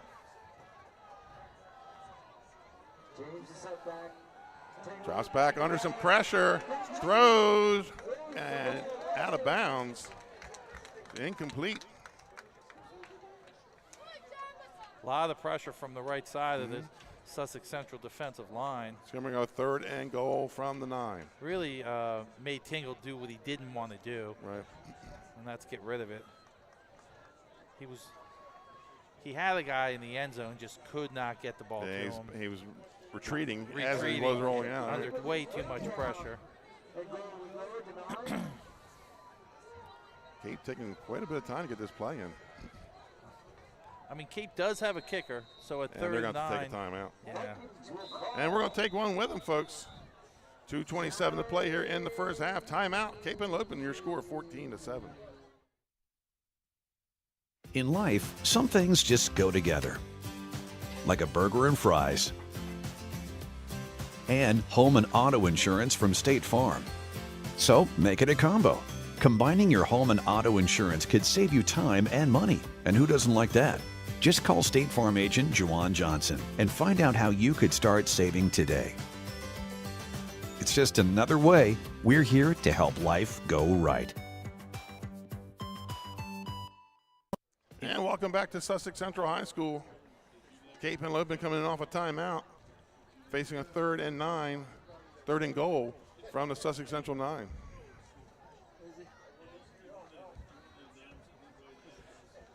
Yeah, and we were talking that the first 2 drives of Sussex Central. I mean, things were not looking good for Cape, but Cape has battled back, and they've gotten a couple breaks since then. Everything was going right for Sussex Central. Right, now everything's going wrong. Now everything's going wrong. And Cape needs to convert here to make it a very close game going in the half. So here we go. Slot to the far side. The receiver alone, that's Stevenson here on the near side. James to the right of Tingle.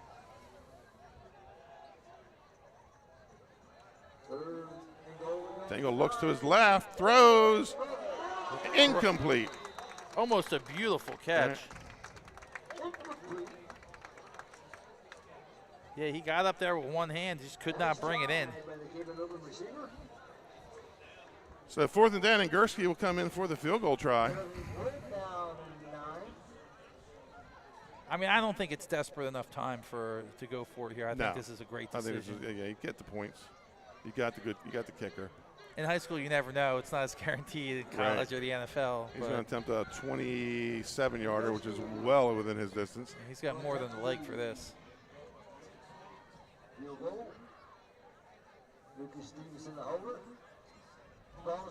Got it down, kick up. No good.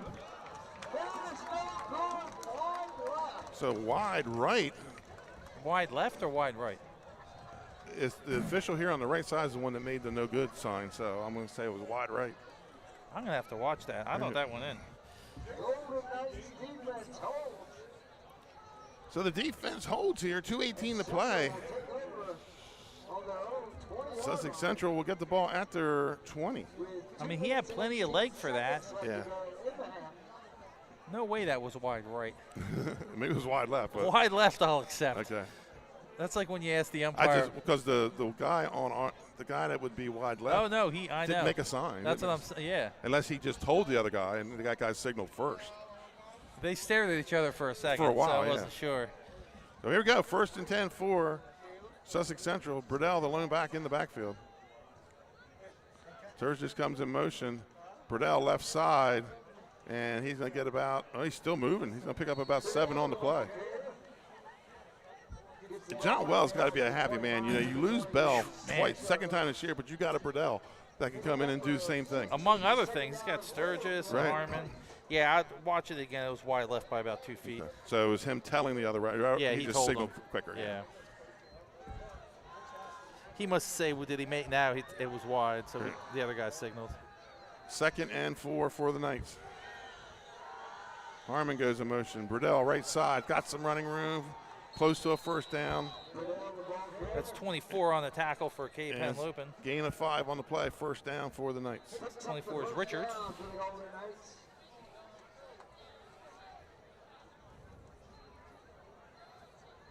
Well, that's a disappointing drive for Cape Henlopen. Right, get that far down. That far down and pick up those penalties and made some good decisions and good plays by Tingle and then not be able to convert.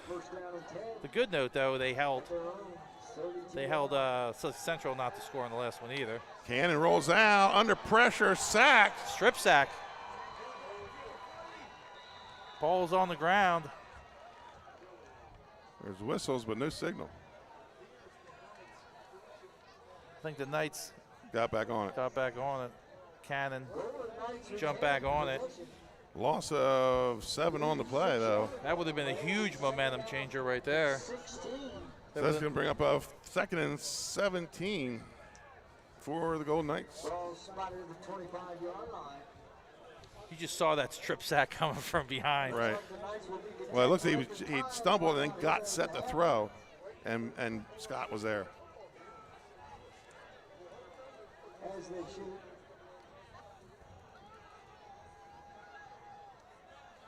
And this one goes to Sturgis. Sturgis cuts back into the middle and gets it out to about the 39. That's number 3 on the tackle for Cape. So that goes from a 2nd and long to a 3rd and manageable. Carlton Brewington.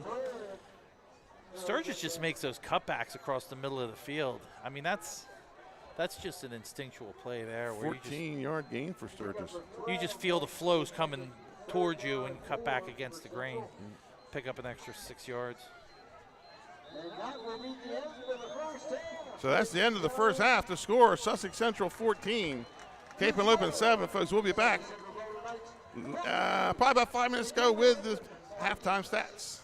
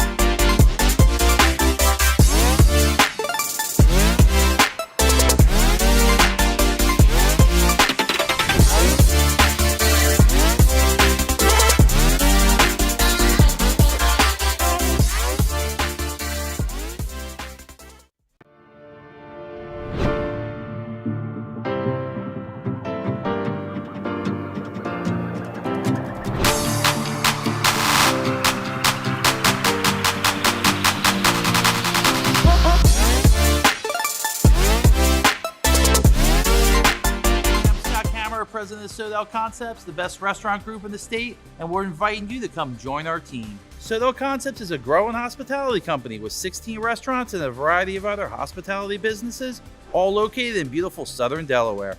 We have recently added many departments to our executive leadership team, including a training department, a property development department, and a construction department. We invite you to come live at the beach and work with a growing restaurant group with many opportunities to advance your career. Sodel Concepts Restaurant Group, come check us out.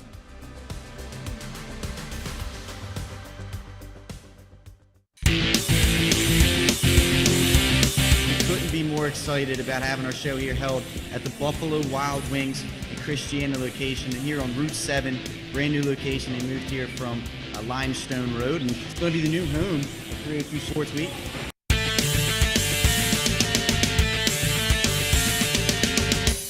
I'm going to recap some local, college, and professional stuff. It's time for everybody's favorite part of the day, top 5 plays. Here we go. Stanley, your number 1 play from AI, 76-yard punt return. We got ourselves the quality cam here on the sideline. It's awesome to watch from this angle, to be honest with you. And watch, whoa, going up. He went to 4-12. He left the first there at 4-4. I mean, those ups right there are. You can't eat this stuff up.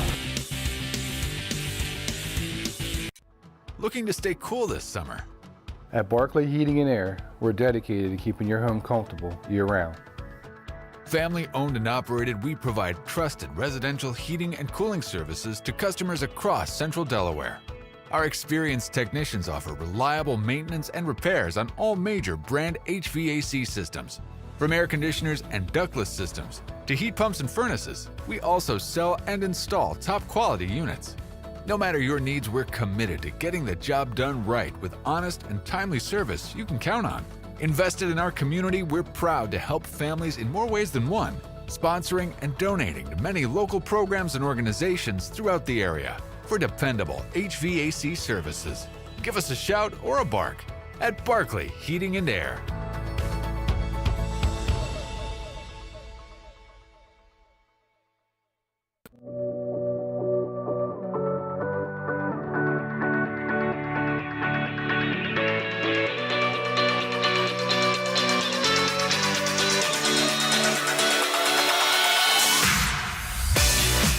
I'm Chef Hari Cameron. At Grandpa Mac, pasta's our thing. We serve quality food fast that's not fast food. We make everything in-house and serve something for everyone. We're open 7 days a week for lunch and dinner. Follow the noodle to Grandpa Mac. You've probably seen this a lot, but not all pest solutions come from a can. At Active Pest Solutions, we don't spray and pray. Professionalism and continuing education sets us apart. We are Quality Pro certified, the mark of excellence in pest management. And we have an associate certified entomologist on staff, providing environmentally sound solutions to our customers. Our proactive pest plan offers the best pledge guarantee in the industry. We do what others don't. Active Pest Solutions. Call or visit us online today. It's active without the E.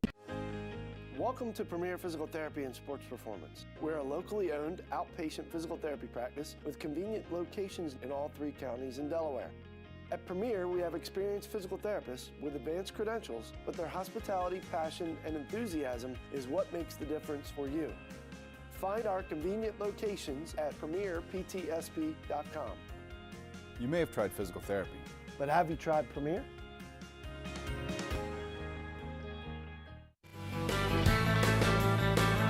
Welcome to Surf Bagel.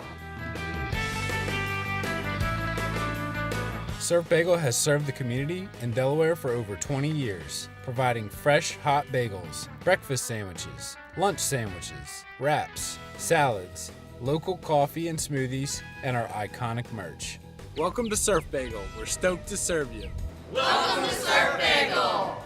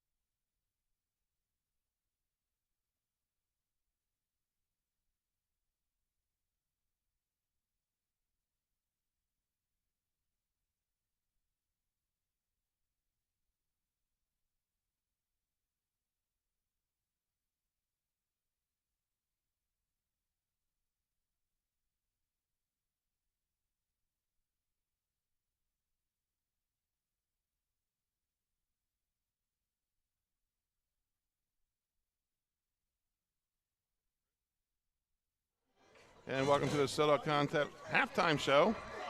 And stats brought to you by Surf Bagel. Scott, Cape Henlopen 125 yards, total offense, 52 passing, 73 rushing, no turnovers. And Sussex Central 201 yards, total 25 passing. That was a touchdown, 160 yards rushing, 176 yards rushing, and 0 turnovers. The scoring started in the first quarter. Cannon to Costa on a 25-yard touchdown pass made it 7-0. And then Harmon on a 3-yard run put the Golden Knights up 14-0. And then in the second quarter, Tingle, 46-yard pass over the middle to Bren Scott. It makes it 14-7. I think the big story really, Scott, here in the first half was the Sussex Central penalties. 8 penalties for 65 yards. Yeah, and 45 on the one drive. Right. So big story. I mean, on the individual stats, Burdell 11 carries for 70 yards. Around 6.5, 7 yards carry, which is lower than his career average of 10. Right. So that's something. Harmon 6 for 47 on rushing. Tingle ripped off a couple of big runs and not a planned scramble situation. 4 carries for 34 yards. James, we were thinking he was going to carry 25 times. He's 7 for 39, so well off the pace that we think Cape Henlopen needs. Cape Henlopen really only 3 drives, 1 3-and-out, 1 beautiful pass to Scott for the touchdown, and the other long drive, tons of penalties on the Sussex Central, and then they get stopped. It bogs down and they miss a field goal. So Tingle 2 of 7, 52 yards and a touchdown. So he's playing well. He hasn't had a ton of opportunities because they haven't had the ball a lot. Well, but he's made the most of some of his opportunities, and you could see the potential is really there in Tingle. And Burdell may have more than that. That's because I'm not sure where Bell went out, and they're built exactly the same. They both wear a single-digit jersey. It took me a while to realize that Bell had been out of the game. Yeah, and Bell, we think, got banged up early on and sat down, and then Right. I did not see him come back in. So No, he has a jacket on now, and I think he's even taking his shoulder pads off. yeah, so that's not a great sign. I thought maybe he would be okay, but it looks like not. He might need some more time to heal up. So we'll probably see a lot of Kayvon Burdell coming up here in the second half. I mean, Sussex Central's really been hurt by the injury bug the last couple of years, though. Yes, absolutely. But I think Kate missed a big opportunity on that drive. Like you said, 45 yards and pounded to get it down in the red zone, and their sure-footed kicker goes wide left. But the ball was down on the 9 on a 1st and goal at the 9. I mean, it fell apart right at the worst possible time, and he apparently missed wide left. Right. After much discussion, so we'll see. Hopefully that these teams can put it together and have a good second half here. But for Sussex Central, a couple more long drives, and I think that's really going to take the starch out of the defense of Kate does get the ball here. They got to get James going. I mean, flushing Tingle out of the pocket a couple times is not going to get you down the field. Yeah, and I think that they were lucky on that drive too. They had the 2 late hits for 30 yards, so that was a big part of it. Yeah. So, I mean, I'd love to see Tingle get going where he could have 6 or 7 passing opportunities on one drive. He can get the ball to Stevenson. He can try and get it to Scott a couple more times. I mean, they really only threw it to Scott one time for the touchdown. So there really just haven't been a ton of opportunities. So we're hoping here in the second half for Cape they're going to have opportunities. Now, Sussex Central, on the other hand, they want to limit the opportunities. Right. They want to control the ball. They want to get some nice long drives. But as good as Central looked on their first 2 drives, they really haven't done much since. Those first 2 drives were picture perfect. Could not have been any better. Well, Everything going right. They didn't get the ball again until late. Yeah. Right. So, I mean. Because they just kept extending Cape's chances, there in that drive. Like you said, 45 yards and penalties, takes the ball down inside the 10. And then you get the ball at the 20 to miss field goal with a minute to go. So yeah, we see in the second half. So Cape's going to have the ball to start the third quarter. You're going to see what kind of adjustments Cape Henlopen made in the, at halftime. So we'll see. They could have seen something from up top where, look, we're going to try and run this a different way. They started running that stretch play where they stretch it out to James and then try and get a reach block on the outside and shoot him up inside the tackle. So we'll see if that's something else that they go to. They went to a couple times, and then you saw Cannon. He played it perfect. He fought through the block, contained, and made the play. So updated scores. That score was backwards. It was Apo now leads St. Mark's 20-7. Salesian leads William Penn 14-0.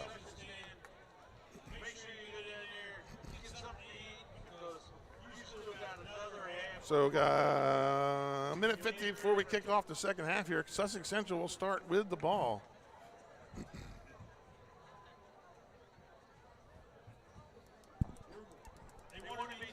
And I'm sure halftime, much time was spent by Sussex Central on what happened on that pass over the middle, because Bren Scott was home all alone in the middle of the field. Yeah, he was wide open, and he converted that, and he caught it in stride. Yeah. I want to say he rumbled into the end zone, but he's surprisingly fast for the size player he is. And he looks like a prototypical linebacker that's out there playing tight end, making catches. So really an interesting first half to me. I mean, I was expecting after that drive, I was like, man, we're gonna see a masterpiece by Sussex Central, but it really didn't turn out that way. Cape just kind of hanging around. Well, after Central's loss last week to Apo in the fourth quarter, they got to prove they're a second half team. Because right now they haven't really improved it this year, except for the Laurel game. Yeah, neither of the teams looked very tired, though. I will say that they both look pretty fresh at the end of the second quarter. So hopefully this will be a nice, hard-fought fourth second half. So both teams back on the field. The referees getting in position. Again, you're watching Delaware Live, powered by 302 Sports. I'm Benny Mitchell with Scott Cameron. Brandon Hill, Donald Pliers, Matt Westcott on the camera for us tonight.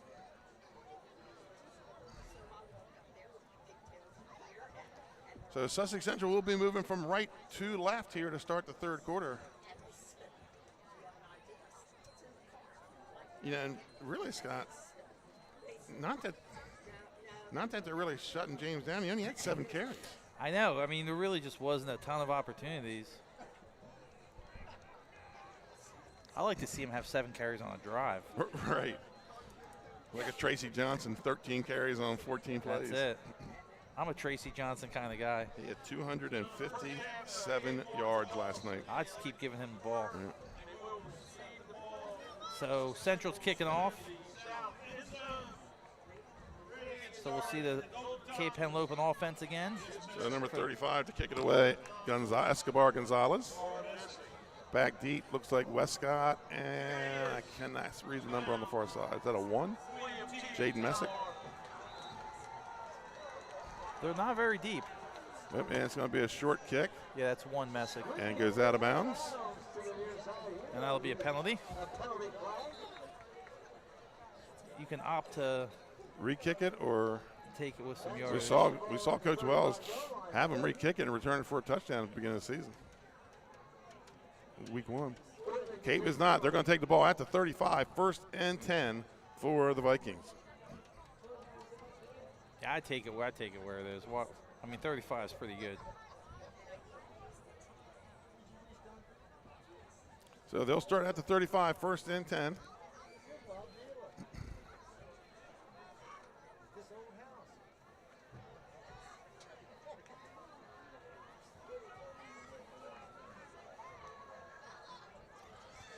Tingle brings the play in from the sideline, and they're going to come out of the huddle 2-by-2 with, and he switches sides with James to the right of Tingle.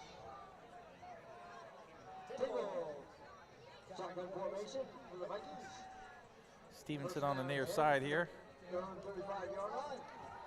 Little bubble screen out to number 18, Amari Jackson, and I think he's got a first down. Amari Jackson caught that in stride, and in warm-ups they threw that play about 300 times. So that was going to be a yard short.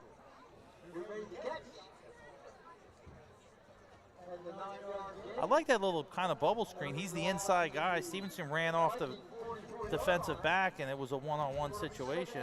2nd and 1 here. And Amari Jackson just beat him for the pick up the 8 yards. It's going to be James, cuts it out to the outside. He's got the first down, taken down by Perez at about the 49. Yeah, and Burdell had a shot at him in the backfield, but James just kind of shrugged it off and kept rolling. 8 yards for James. Brings up first down for the Vikings. Ball at the 48.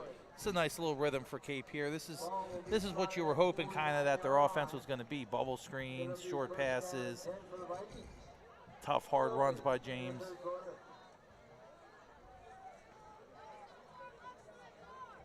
Pistol formation, and they're going to get the Knights jumping offside. So that's the 3rd one. The penalties continue for the Golden Knights.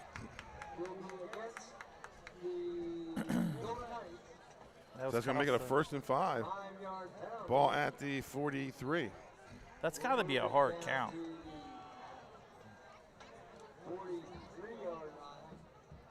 Or he's just varying the count enough that it's throwing guys off. 2 receivers to the bottom side, 1 to the top. Pistol formation with James and the running back. Stretch play to James. He's got some running room, but there's a flag on the play. Right in the holding zone. Looks like it's going to be on Cape. That's going to negate a really nice run. A nice first down run by James, yeah. Timely penalties killing drives. Yeah. Mm-hmm. So you go from a 1st and 5 to about it looks like it'll be about a 1st and 12 maybe.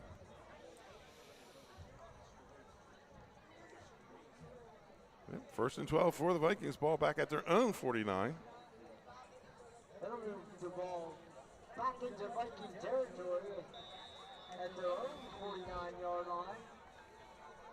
It'll be 2nd down and 11. 2nd and 12, or excuse me, 1st and 12 here for the Vikings. I'm sorry, 1st and 12, 1st and 11. And they're going to bring 3 receivers here to the short side, and a receiver alone to the top of the formation.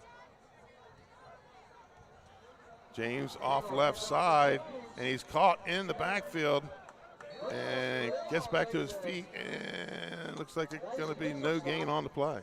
Yeah, and Burdell had a fistful of James's jersey there and brought him to ground with it. So no gain on the play, 2nd and 12. Burdell and James have been battling all night. So Scott, that's where that holding penalty hurts you after the next play, and you get nothing out of it, and now you're facing a 2nd and 12. Yeah, that didn't really hurt you on the first down. Yeah, it really hurt here, though.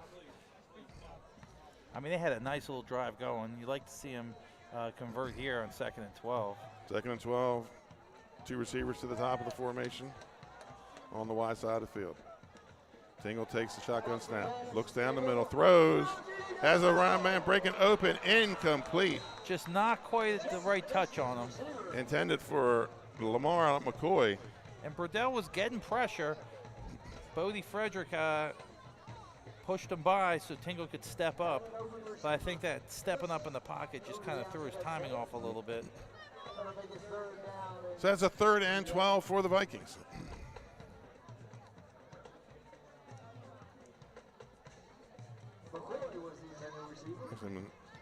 Didn't me or that yard marker get moved?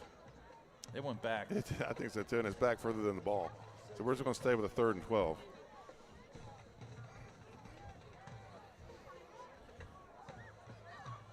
It's not an exact science. the chain system. As long as that chain on the far end. It's been around for a long time, but 2 by 2 on the edges. James to the left of Tingle in the shotgun. I keep thinking they're going to switch to lasers at some point. Has a man break it open, and he's got him connected with number Beautiful 13. Play. Tingle, tons of time in the pocket, just stood tall, kept his feet moving, kept working through their progressions. Excellent job. Ball down to the 25-yard line. It was Savage on the catch. You're starting to see a little bit about, what Tingle's capable of doing here for this team. First and 10 at the 25. Three receivers to the bottom of the formation. Hand off to James and breaks a tackle in the open field. And he's going to go down inside the 10 for a first down. 16-yard carry for James. And Sturgis is down.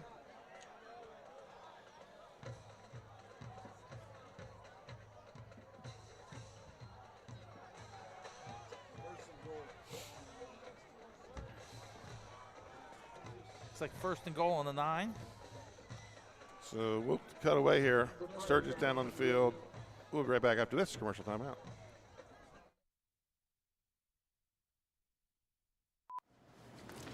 Oh, hey. I didn't see you there. Cut. Dude, what was that? Was that too much? Here at Grandpa Mac, we have something for everyone. Signature pasta dishes, or you can custom create them to order. We serve soups, salads, sandwiches, craft beer, and wine. Grandpa Mac's been serving comfort food here in southern Delaware for the last 3 years, making over 100 pounds of fresh pasta daily. We have a family-friendly environment and are open 7 days a week for lunch and dinner. And remember, come follow the noodle to Grandpa Mac. And welcome back to Sussex Central High School. Sturgis able to walk up under his own power. So we got a first and goal from the 9. They were here right before the half, Scott. Yeah, let's see if they can convert here. Excellent drive, really what they needed. I mean, everything the doctor ordered for Trips to the top of the formation. Tingle takes a shotgun snap, hand off to James, and he's got down inside the 5. James starting to impose his will now a little bit on the Sussex Central defense. Kind of what we've been thinking we were going to see the whole game, but we're starting to see it here a little bit in the start of the second half. Pickup of 6, Henlopen going up tempo. Same formation. And James hitting the backfield. And that's Burdell slashing across the line in the backfield, just getting across and scraping down the backside of the line. You need 2 things for that, and that's strength and speed to be able to make that play. Right. He's got them both. So it brings up third and goal from, appears to be at the 3.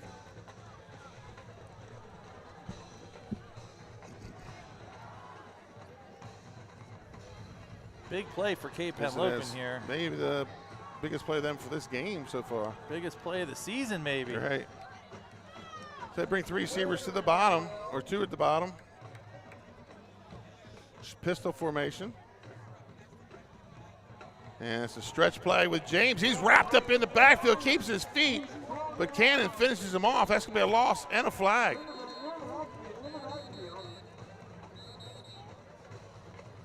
Yeah, Burdell got to him in the backfield, couldn't take him one-on-one, but eventually they got him and brought him down. Not sure what the flag is. About to find out. Personal foul, face mask. So a loss of about 3 on the play. Ball goes back to 5, so it'll be half the distance. And that's a first down, right? I don't know if it's automatic first down. I think we're just basically going to replay.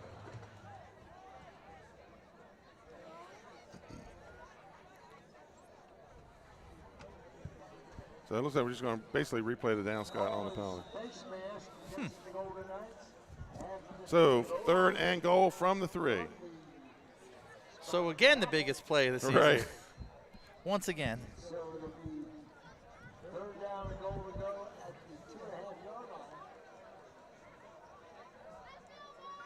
Was it 3rd and 6 before? No. No, it was they were from the 3.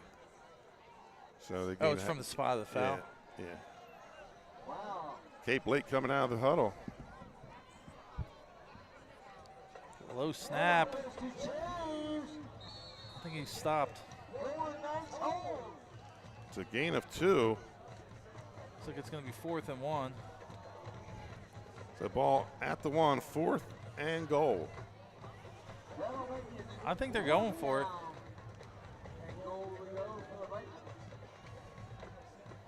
So they're on a 7-minute drive. Players coming in and out. A lot of substitutions. Yeah, you here. don't have to really burn a timeout here on the 1 yard line. They might have to.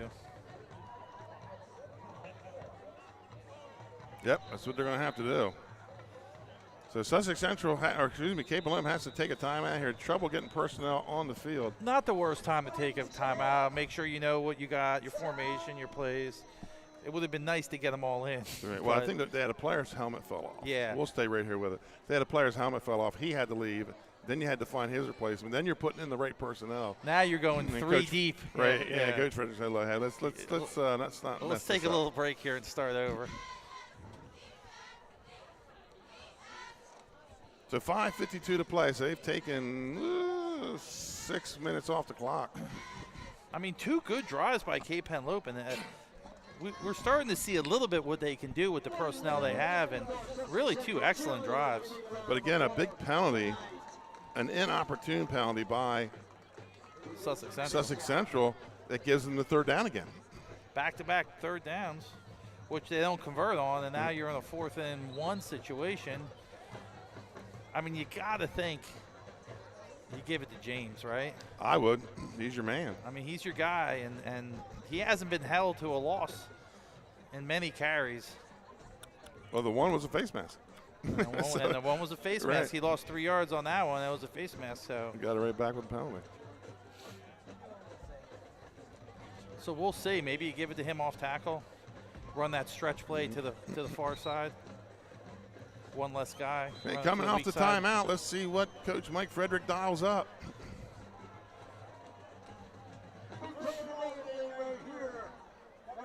And it looks like they're going to be in the pistol formation.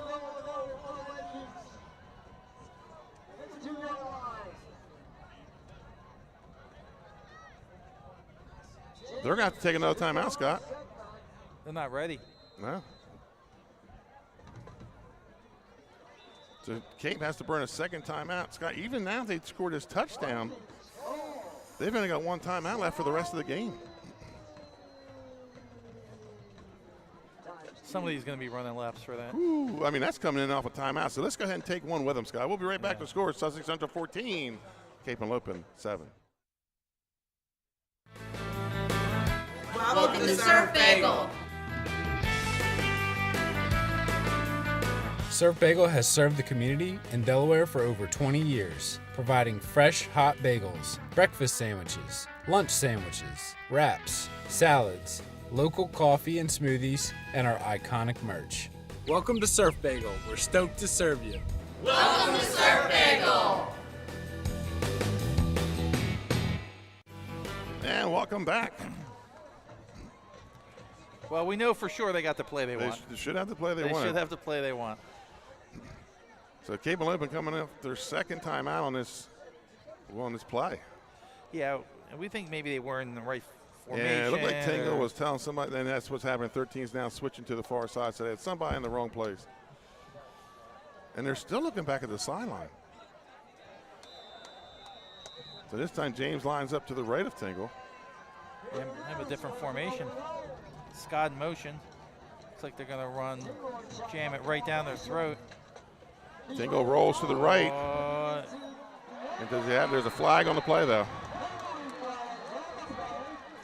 Holding on the backside. Defensive. I don't know what defensive penalty you could have there that late.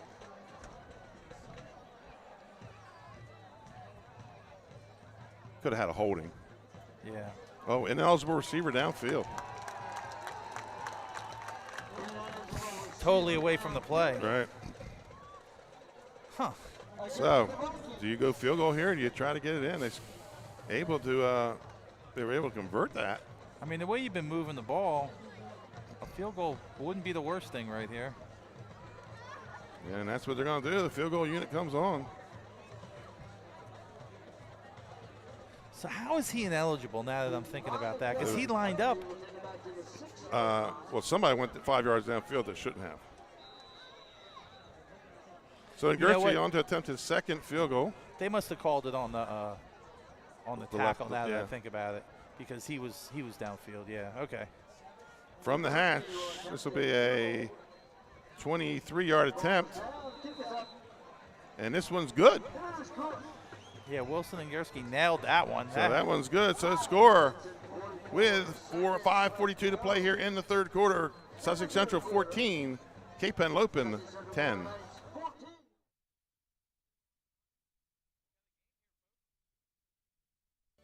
Turn your vision into a reality with Capstone Homes Design Center, bringing personalization, luxury, and quality all into one location, where you'll meet with our certified design consultant that'll show you exactly what you're choosing, so you can make the best choice for you when designing your new home. From first home to vacation houses, we build and design homes for everyone. Set up your appointment now and design your dream home today at Capstone Homes. Turn your vision into a reality with Capstone Homes Design Center, bringing personalization, luxury, and quality all into one location, where you'll meet with our certified design consultant that'll show you exactly what you're choosing, so you can make the best choice for you when designing your new home. From first home to vacation houses. And we're back. The Vikings kicking it away, and it's going to go into the end zone for a touchback.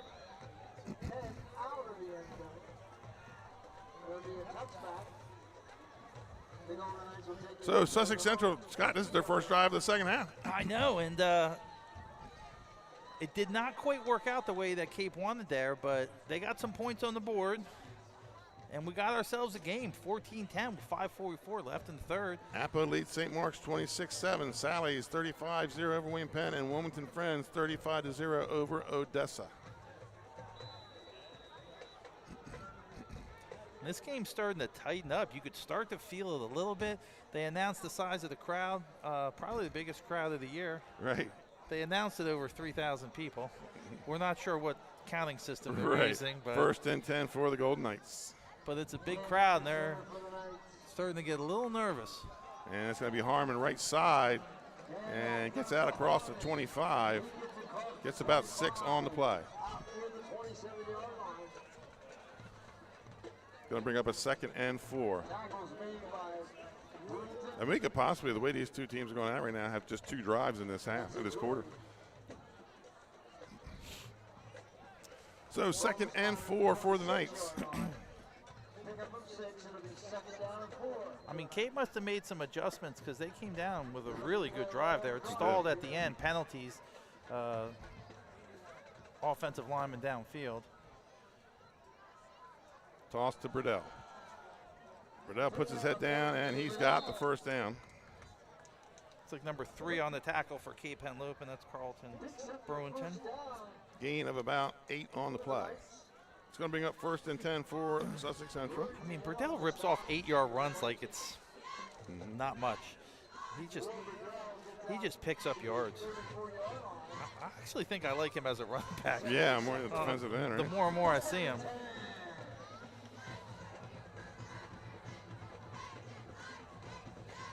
First and 10 for the Golden Knights, ball at the 34. Burdell again up the middle. Got some running room out across the 50 to the 40, the 30, the 20, and he's down to about the 10-yard line. Yeah, it looks like number 1 tripped him up for Cape Henlopen. Jaden Messick. 61-yard run for Burdell. Made the game-saving tackle. I mean, the touchdown-saving tackle. Ball at the 10, 61-yard run for Burdell.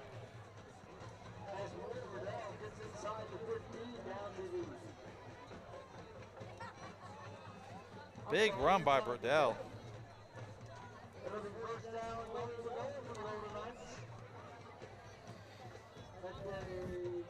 First and goal from the 10. Cannon goes under center. This time it's to Harmon. Harmon stutters in the backfield, turns it up, and he's going to pick up about a yard on the play. Yeah, tackled by number 7. Markai James. And assisted by 0, Jackson Cunningham. 2nd and goal from the 9. Burdell took a breather on that play. He's back in.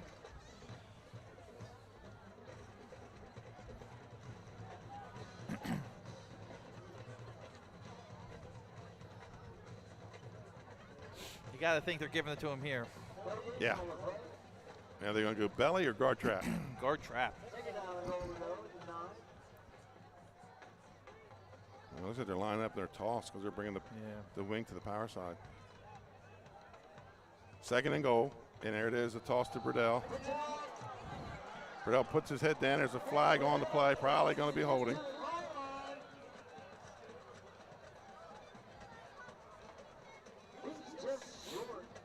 Cape had two guys out there, and Burdell just kind of powered through them.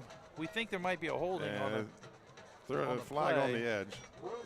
And it is a hold against the Golden Knights. The Knights just shooting themselves in the foot here repeatedly. So now they're going to be a second and goal from about the 22. Depending on where they called it at. It's going to be a 17. Second and goal from the 17.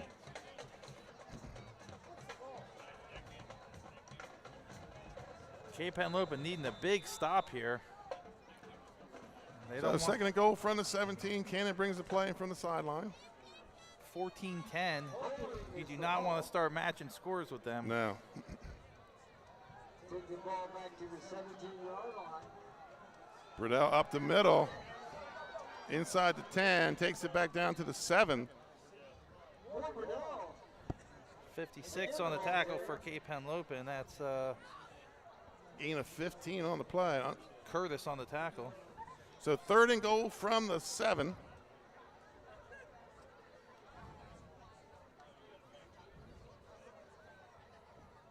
I definitely probably 4-down territory, although they have a kicker too in Escobar Gonzalez. Escobar Gonzalez has surprised me a lot this year. He's kicked well. He had a field goal in the DMA game. And he does not get too stressed. No. He's very relaxed. Here we go. First or third and goal for the Golden Knights. Sturgis goes in motion. It looks like.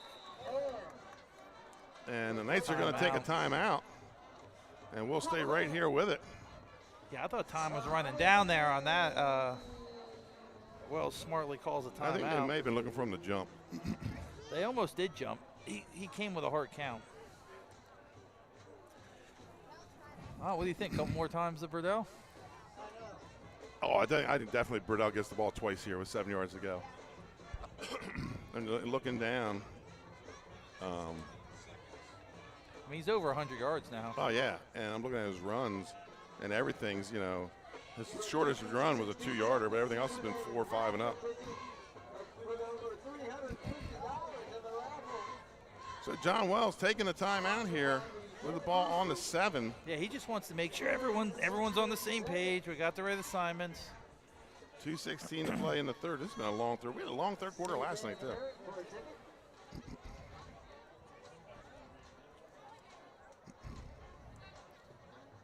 Both these teams, a loss is brutal because you got Smyrna, Dover, and St. George's left to play in the district. So here we go, coming out of Sussex Central's timeout. And you got to feel this is a winnable game for both teams here. Third and goal. And it's going to be Burdell. This time he is stopped. Nope, he's in. Touchdown. No flags on the play. It looks like they tackled Harmon on the fake. Touchdown, Kayvon Burdell, 7 yards. Yeah, they faked it to Harmon and then handed it to Burdell, who walked into the end zone. And on the kick is Escobar Gonzalez.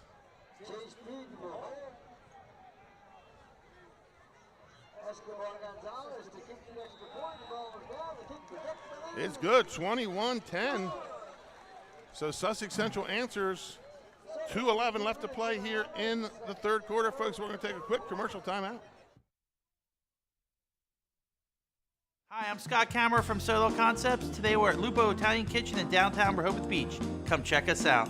Located inside the Hotel Rehoboth, Lupo serves coastal Italian cuisine with fresh pasta made in-house daily. Lupo features plenty of unique craft cocktails and an extensive award-winning all-Italian wine list. Popular dishes include lobster bucatini, veal meatballs, grilled swordfish, and eggplant parmesan. Lupo Italian Kitchen on Rehoboth Avenue, serving happy hour daily and dinner 7 days a week. See you soon. Coming back. Sussex Central jumps back or stays in the lead, extends it to 21-10. Now they'll kick it away. Just a great drive by Sussex Central. Everything they needed. Burdell carrying the load, 61-yard gain, really picking up the most yards there, and then he finishes off with a 7-yard TD run. Really the Kayvon Brittle show. Well, he was on most of that. He was 90% of that drive, yardage-wise. He's up well over 100 yards.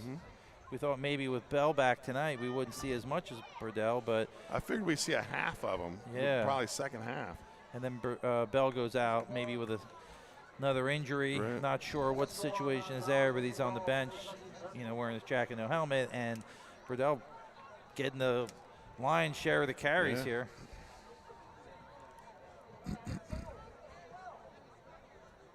Are they looking for the ball or?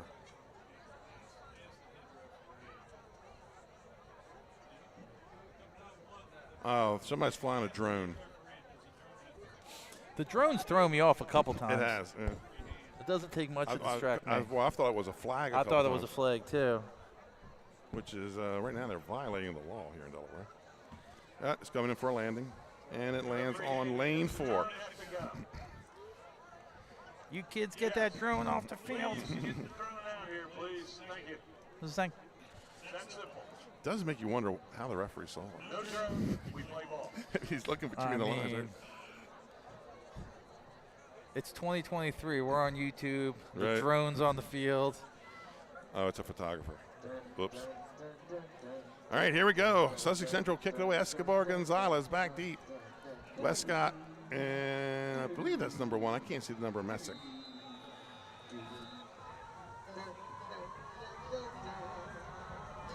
And kicks it down the middle of the field. It's going to be taken, not going to be taken. As a penalty. So that's putting it back to the 35. Yeah. Looks like they're going to take the penalty and start from 35. It worked last time. Yep. 2:11 to play here in the third quarter. So we'll see. I mean, this is another important drive. It seems like it's been one important play and drive after another here. It's a rivalry game. It's been a close game. This is really, Probably going to come down to who can make a stop tonight.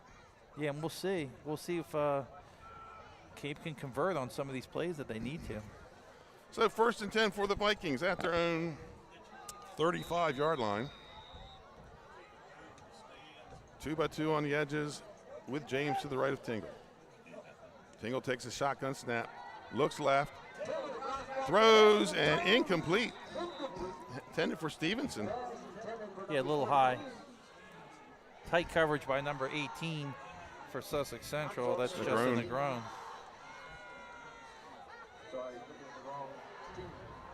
Tingle was under a little bit of pressure. Had his feet set. He had the guy he wanted to go to. Just kind of sailed it a little bit on him. Sussex Central is going with 4 in the secondary here. I mean, now they're getting. Okay, now they move up the linebacker. They're getting pressure from 4 down linemen. So. Hand off to James. Out to the right side. He's grabbed in the backfield, but able to push ahead for 3. I feel like Burdell has had his hands on him in the backfield for most of the second half.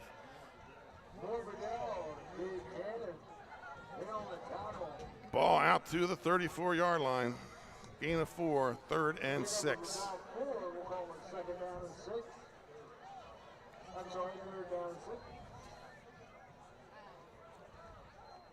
Brunel, one of the top defensive linemen in the state coming into the season.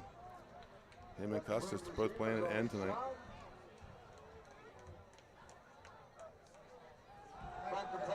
Looks left, has a man open. It's Stevenson, and I think he's got the first down. Gain of 7 on the play. So moving the chains. So first down for the Knights, or excuse me, the Vikings brings it out to the 46. Where they'll be 1st and 10. Under 2 minutes to play in the third quarter.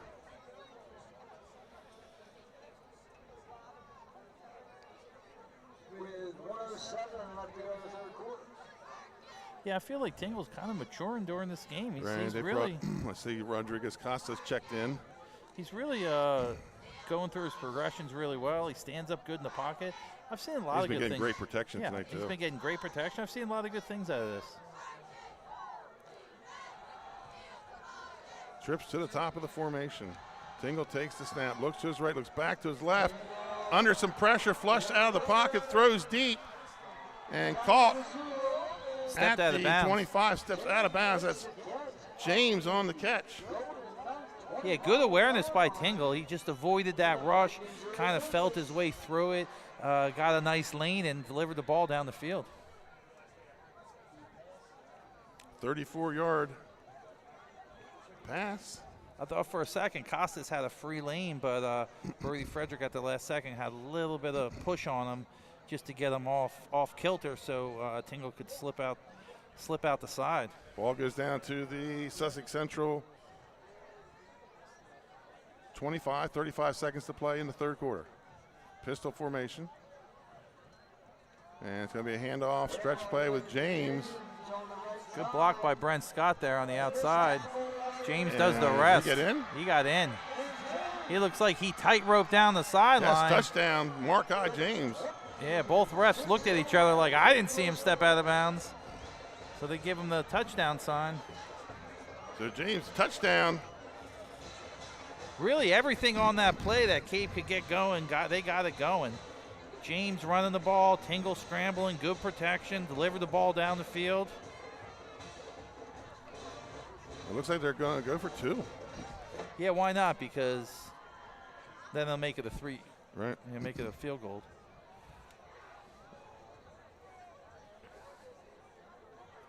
And they're going to come over here to the left hash. Yeah, Cape has really battled this whole game. The problem is Central's going to get the ball back with Perdell running the ball for Cape. Maybe quarter. twice. Yeah, maybe twice.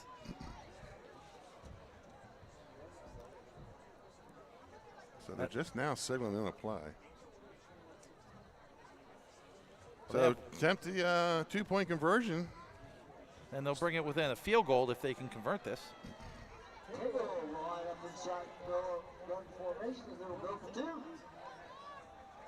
Tingle rolls right. And no good. Good coverage by Sussex Central in the end zone. Not an easy thing to do. Quarterback scrambling, receivers are running around. They held tight though. We're going to take a quick commercial timeout. Your score with 25 seconds to play in the third quarter: Sussex Central 21, Cape Henlopen 16.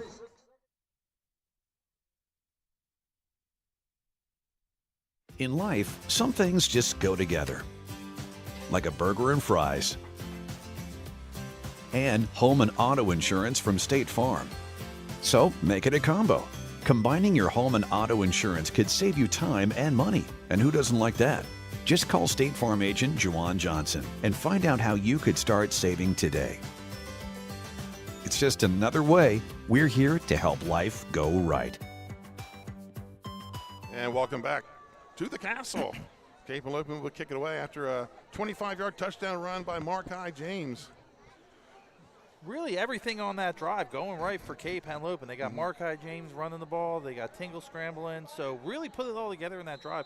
We talked about it at the beginning of the game. That's exactly the kind of drive they needed. So he's going to kick this one. Going to be taken by Harmon at about the 6. Harmon's got some blockers in front of him. He gets it back out to about the 35. Harmon just gives me heart palpitations every time he returns. As a special teams guy, he just makes me nervous. 1st and 10. He's someone you want on your team. Right, for the Golden Knights.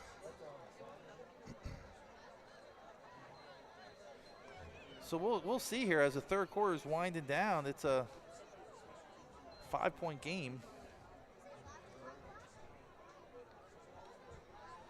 I figured they would let Britell sit and take one play and then go into the fourth quarter, but he's out there.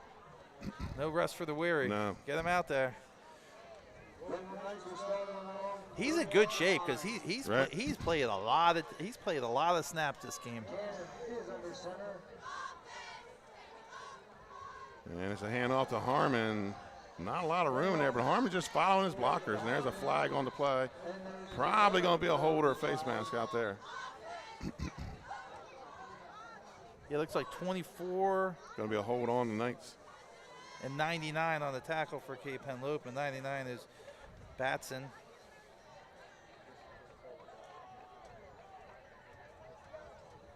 So hold on the Knights. A lot of hold calls this game. There has been, yeah. A lot of hold calls. For this half. That's going to move the ball back to the 20.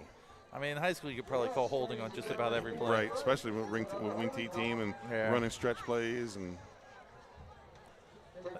I think they pretty much just call it when it affects at the point of contact, you know, where it truly affects what's happening. And the Knights are going to let the quarter end. Your score at the end of 3 quarters. We got a ball game here in Georgetown. Sussex Central 21, Cape Henlopen 16. We'll be back on the other side of this commercial timeout.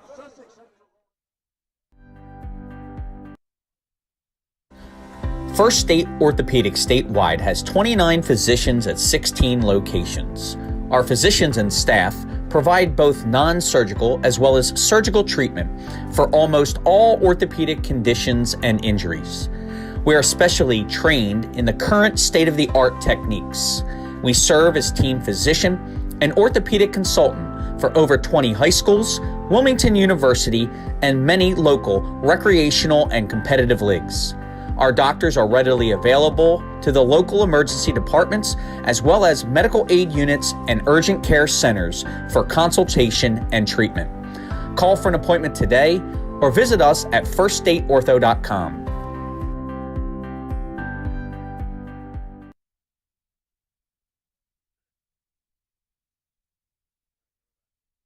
And welcome back to Sussex Central High School. 12 minutes on the clock, 4th quarter.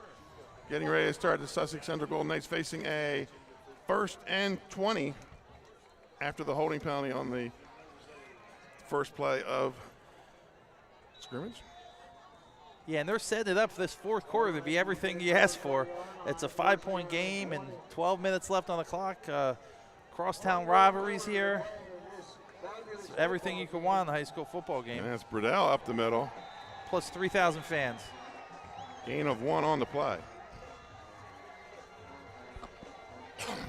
Brings up 2nd and 19. That might be the first time they've stopped Burdell. Yeah, got a gain of 1 out of it.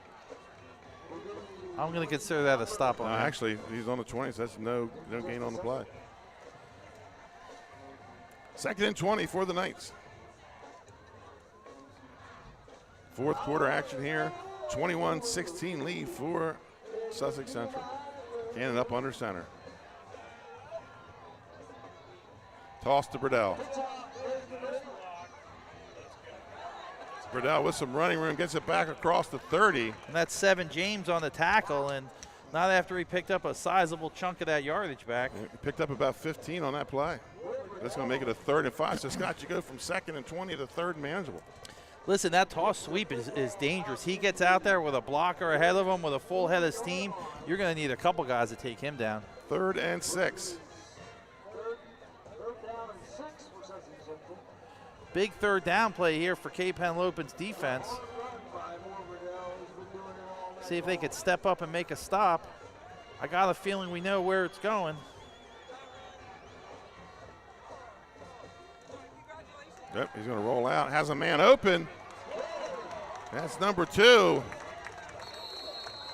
Josiah Johnson. He's got the 1st down. And that's number 3, Carlton Brunton on the tackle, along with Jaden Messick, helping make the tackle against the Golden Knight. Gain of 15 on the play. Nice play by Cannon. Nice little rollout, set his feet, got his shoulders square, got the ball down the field, wide open. Gets the ball out to midfield. Big conversion on 3rd down. Got to be happy with that if you're Sussex Central. 1st and 10 at the 50. Harmon goes in motion, handoff to Burdell, right side, stiff arm, pushes ahead, picks up about 5 on the play. 5 guys in on the tackle, including Brent Scott. Going to bring up a 2nd and 5.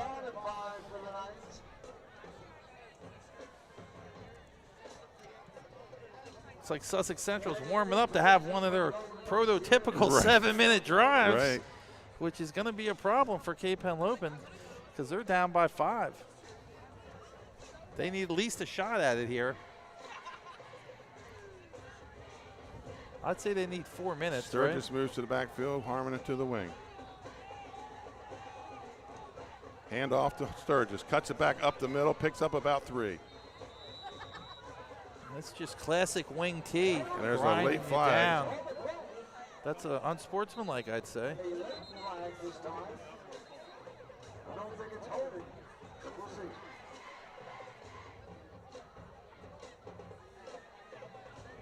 Yeah, they're saying it's on Cape.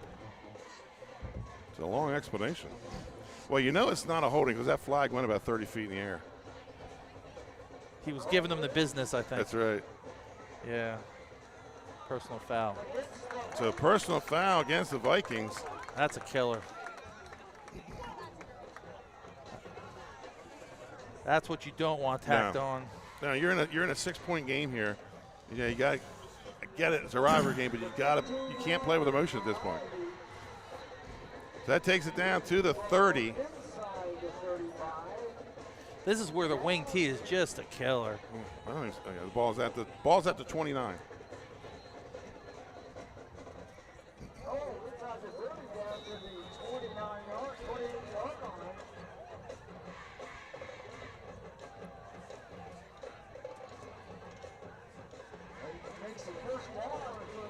Hand off to Purdell up the middle. Just pushing people out of the way. His own guy, their guy. Yeah, he doesn't care. I mean, if I'm the ref, I'm getting out of the way. 56 on the tackle for Cape Henlopen. Gain of 6 on the play.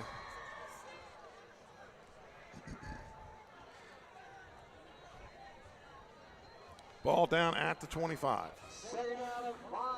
Purdell's just a closer in this situation. They're just going to keep giving it to him until they stop him. For Cape, they just need enough time on the clock to try and. All right, 2nd and 5 for the Knights at the Sussex or the Cape Henlopen 25. Because it becomes a matter of, Toss to Purdell. He's got blockers in front of him. He's inside the 10, carrying somebody with him. He's going to go out of bounds at the 1. Looks like they forced him out just barely at the 1. 24-yard run for Kayvon Purdell. That was James forcing them out along with Messick. He had somebody on his back for like 9 yards. He Scott. did. So he goes out at the 3. That's real work there, man. That's 21-yard run. Those are hard yards.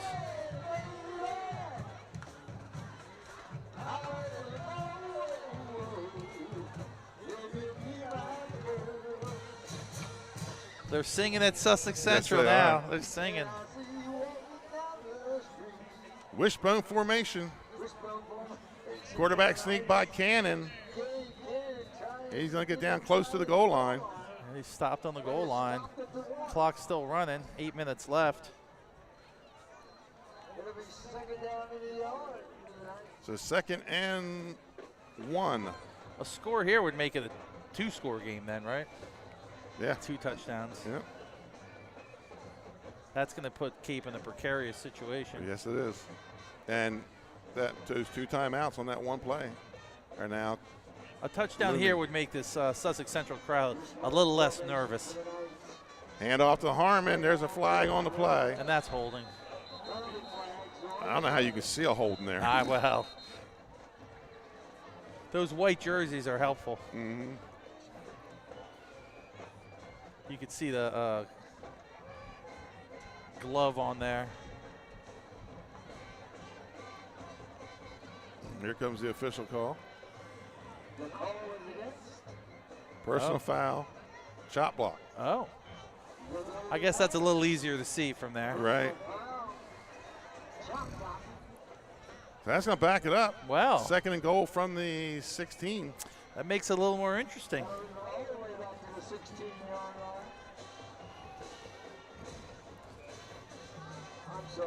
To 17. If they could hold them to a field goal here, it is a 1-score game. Right. extra point, 2-point conversion, but that changes the dynamic a little bit. Dropped about 20 degrees since kickoff. Yeah, it's 52 degrees. It is to us last night. Could start to see some of the players' breath, steam coming off their helmets. He's got a man breaking open as Custis incomplete. Overthrew him, no flag. So that's going to bring up a third and goal. Another big third down. I feel like this game has been full of big third downs, one after the other. Appoquinimink all over St. Mark's, 33-15. Sally's up on William Penn, 42-0. St. Mark's started out strong. They have really sputtered here. Taking it on the chin. They have to have a couple offensive players out. Yeah, that happens sometimes. You're mid-season, 2 players away from kind of falling apart a little. Third and goal from the 17. Big third down. Toss play to Burdell. He's got room. He takes it inside the 10, inside the 5, knocked out of bounds. They closed the distance on him. They're not out of bounds. So he gets the ball down to the 5. They stopped the clock.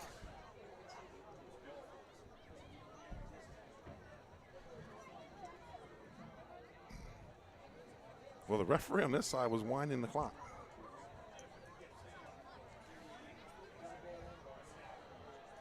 Oh, so the ball at the 5. 4th, and they are going to bring on the field goal. I like that because then you put the pressure on Cape, make them come down and score and get the extra point, the 2-point conversion. If you go for it and you miss it, now all of a sudden put yourself. So Escobar Gonzalez will attempt the field goal, 23-yard field goal. And he's been solid for Coach Wells all season, so let's give him a shot.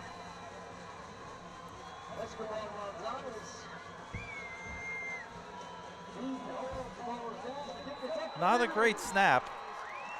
No good. Wide right. Wide to the right, yeah. Yeah, snap was a little bit off kilter. He didn't quite get it down. Escobar kind of stutter step.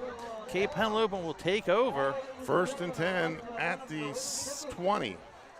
They're down by 5 with 6:53 left. We said they needed about 4 minutes, so they got closer to 7. 2 strong kickers in this game, Scott, and both have missed field goals tonight. Well, they got the distance on them. Right. I'll tell you that. They just didn't have the direction. A little wide left. So Cape Henlopen takes over 1st and 10, 6:53 to play in the game. Really the penalty, the difference yes. in that, the chop block basically on the goal line. Pushed them back. They couldn't convert.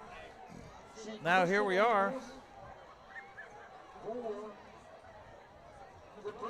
Biggest drive of the game so far for Cape Henlopen.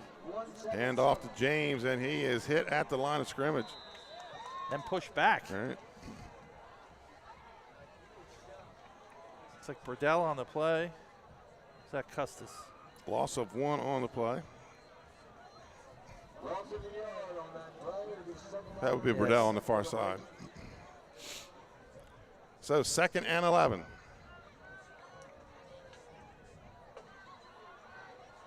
Yeah, Custis on the near side. Burdell's on the far side. Custis made some great plays tonight, too. He's a great addition to have back. 2-by-2 on the edges. James to the right of Tingle. In the shotgun.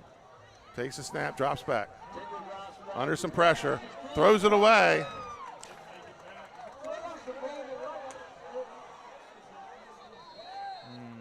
I don't know what we're calling here. There was someone in the vicinity.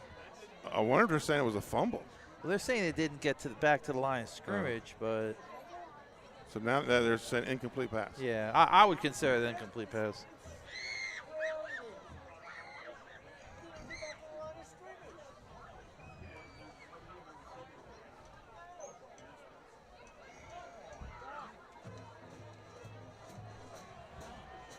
So incomplete pass, 3rd and 11.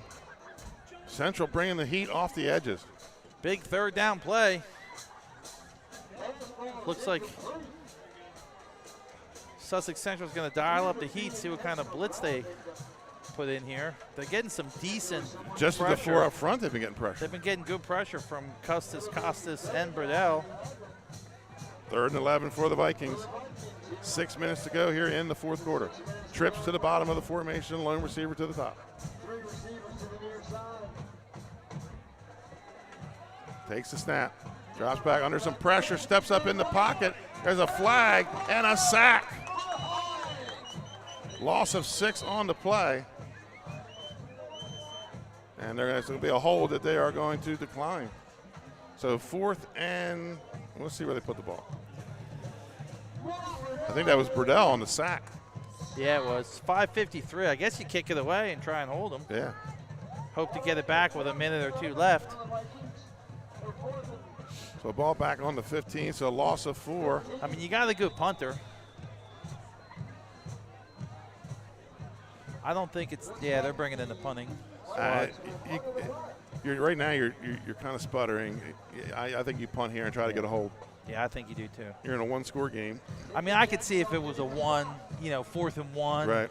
And the 4th and 4th 15 is. Yeah, not so great. I think it's you have to punt.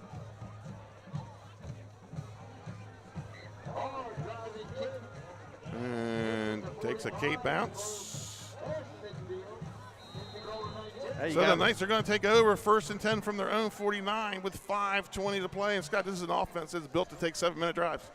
Yeah, and really what you want, I mean, for Sussex Central, they get a couple of first downs and it's going to be over. Mm-hmm. Cape needs to really stop them on this first set of downs.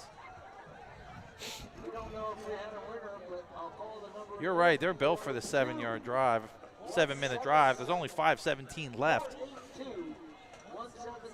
So I think if Cape is going to really have much hope.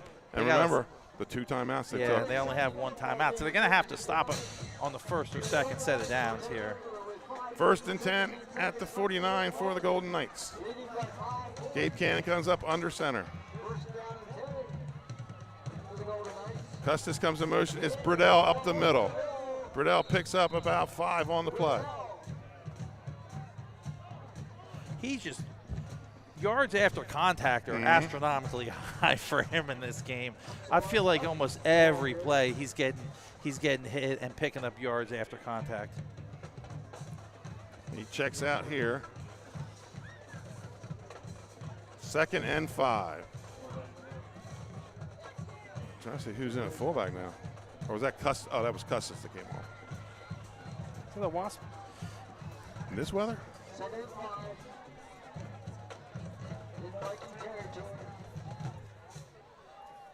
And there's the count.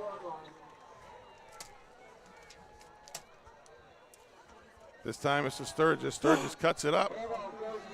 And gain of about 1 on the play for Sturgis. Brings up 3rd and 4.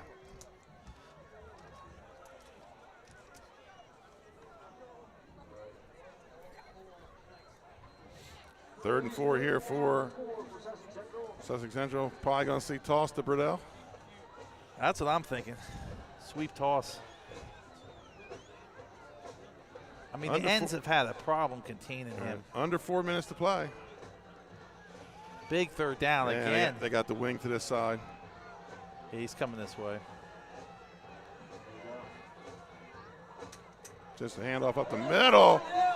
And Burdell gets the 1st down and keeps people driving. Big 1st down.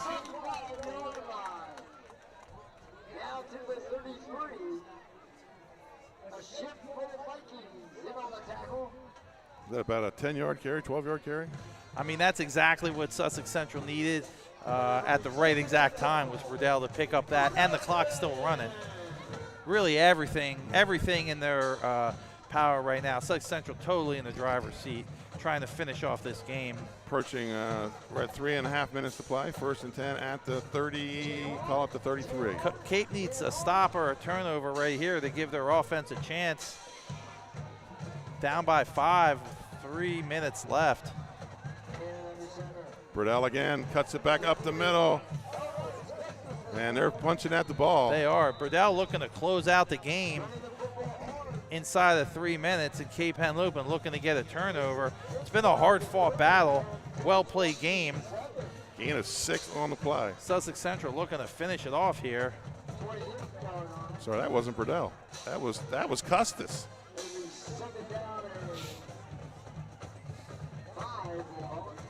That was Custis on the carry. Custis can run too. I mean, he can pick up yards for Sussex Central also. He's a good weapon to have too. 2nd and 4. Inside the 30. There's the toss to Burdell. Head of steam. He's got some running room. He's inside the 10. Touchdown! Yeah, and Burdell really comes on and closes it out for him. 29-yard touchdown run for Kayvon Burdell. And you got to think that's the dagger in the heart of the Cape to finish him off. We got the ambulance and the fire truck in the end zone. You're right. Kayvon Burdell. They've had trouble, Scott, stopping that sweep all I night can long. see why. I mean, that's a problem. That's going to be hard to stop for people. We saw him a couple weeks ago do the same thing to another defense, and I mean, he's got to be close to 100. He's probably he's 100. over 100, yeah. I mean, he was over 100 after that 60. Kick is up, 150 and range. it's good. 28-16, folks. We'll take a quick commercial timeout.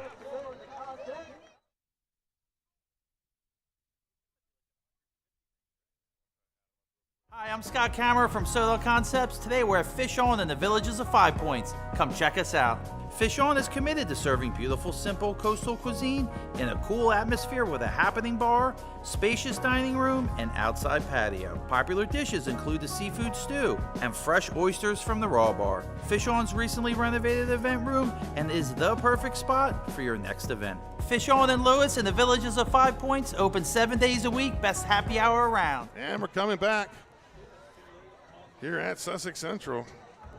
Kayvon Burdell with the big run. Mr. Touchdown, they're going to call him now. Big score. Really to put the finishing touches on this game. Kind of put it out of touch. It's 28-16, 12-point game with 2:13 left. And that's where it's going to go. He touched it and went out to 3. Scott, 182 second half yards. 182? Second half yards. Remember, he had the 61-yard run. Yeah, well, I think he had 46 in the Right. first, so I thought he was close to 200. So he's 70 in the first. 70 in the first. Remember, we had yeah, that's right. 11 carries. 2:52 on the game, unofficially, because we were not sure when. Him and Bell switched. I mean, I thought he was close to 200 yards, so he's well over that. So 2:13 to go. Cape Henlopen takes the ball at their own 3-yard line. Pros coming up at the end of the game. We'll pick a active pest solution pest of the game and pretty much a no-doubter, the Louis Pizza player of the game. I don't really think that Sussex Central had the intentions of running Burdell that much this game until Bell went out. Right. And then they really turned to their second option. Tingle drops back. Batted around. Intercepted. Touchdown, Sussex Central. Who is that on the return? Number 1, Abbott. William Abbott.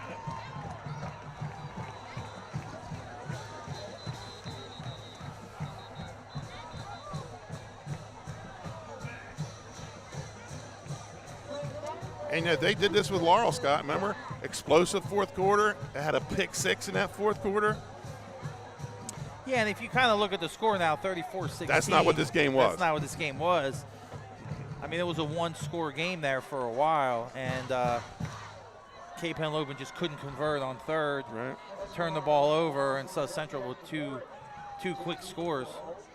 There's a moth. I wonder if they're going to stop the game for that. It's a big moth. Like they did the drone. Kick is up, and that is good. Sussex Central 35. Cape Henlopen 16. Scott will stay right here with it.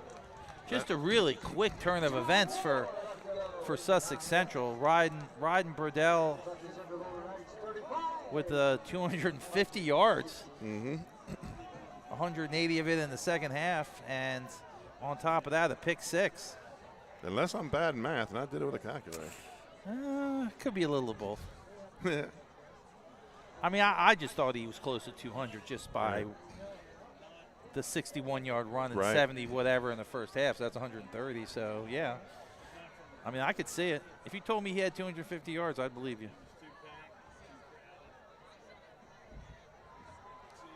You kind of thought we were going to see that out of James, but they just didn't have the number of possessions that Central did to be able to give him the ball that many times.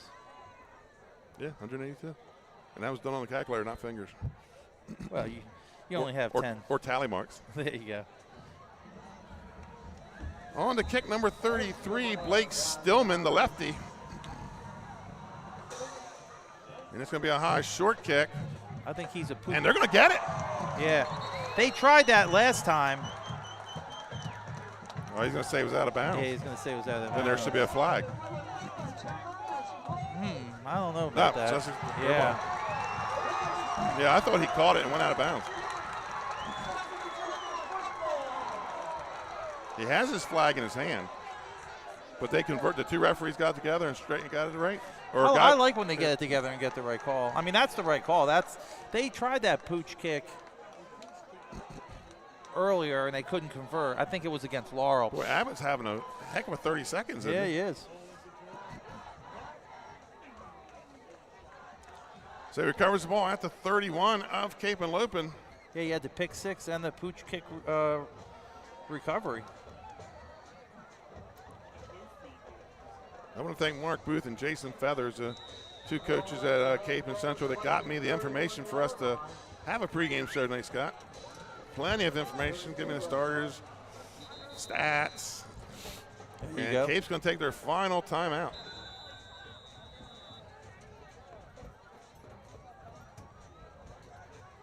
Looks like they had another personnel issue. Well, no, Frederick is arguing with the referee. I think about the way the referee pointed, but I think the referee just got excited and pointed the wrong way. I think you're right. I think he thought the other team recovered it. Yeah. Right.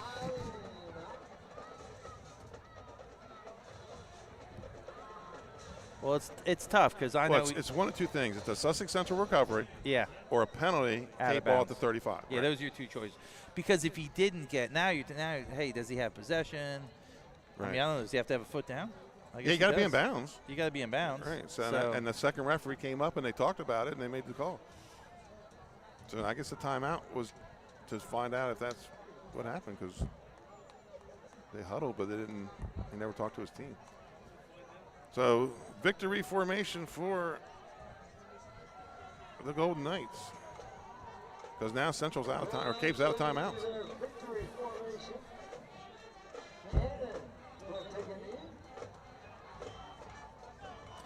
Yeah, so really to wrap it up, I think I really liked what I saw of the Tingle. I liked what I saw of the offense, but at the end of the day, the wing tee wins. The wing tee and the depth of the running backs at Sussex Central was a big part of what happened here today. Again, coming up, we'll take a quick commercial timeout, and Scott and I we don't like to put our heads together, so we'll talk about who the player of the game and the pest of the game. Player of the game, I think, is a foregone conclusion. Yes, that's an easy one. Even I could pick that one out. The pest might be a little more difficult because he had a few. He had a few options. Mm-hmm. But, I think one of the biggest things, 35-16, not exactly how this game went. I mean, it was it was a 5-point game. Pick 6. And then a pick 6, and then out of throwing out of the end zone. Central or Cape, having to do something to get down and get back in the game late. And really what you saw at Sussex Central tonight is really what's made them good for the last 30 years. Good defense, wing tee, chewed up clock, good management. They had a lot of penalties, which is one downside. I think that's probably something they're going to want to work on. And I'm sure the referee will take time to set the ball, and that will probably be the last snap of the game.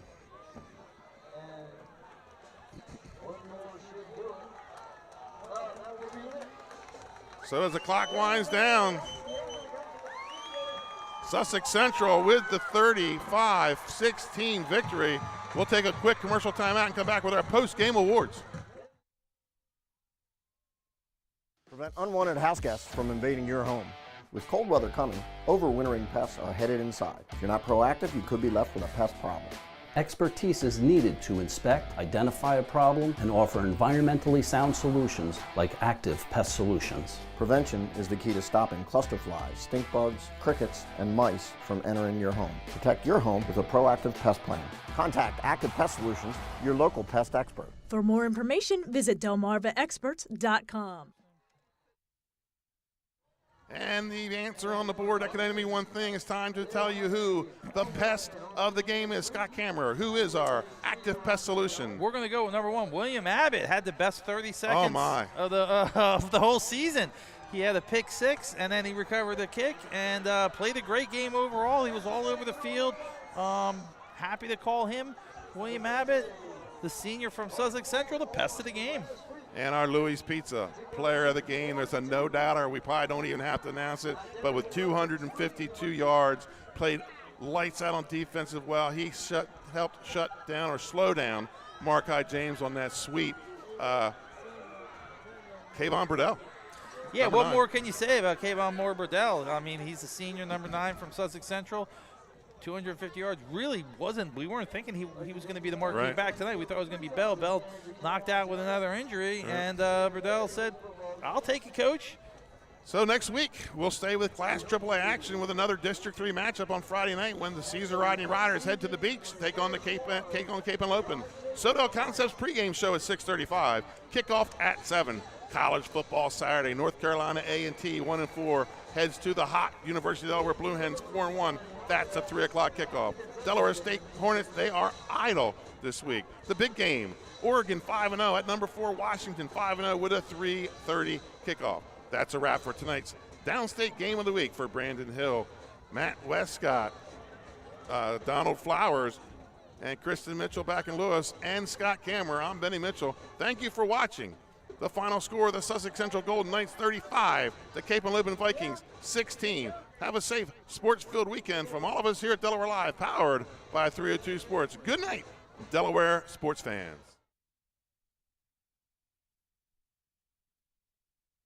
The things that matter most happen right in our own backyard. Our neighbors, our schools, the places we go, and the people we know.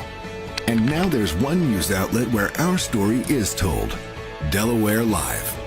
Locally owned, community-based news. Free to every reader, because Delaware's future belongs to all of us. Quality journalism we can trust to help us take on the day. Delaware Live. Our state, our news, our home. The things that matter most happen right in our own backyard. Our neighbors, our schools, the places we go, and the people we know. And now there's one news outlet where our story is told.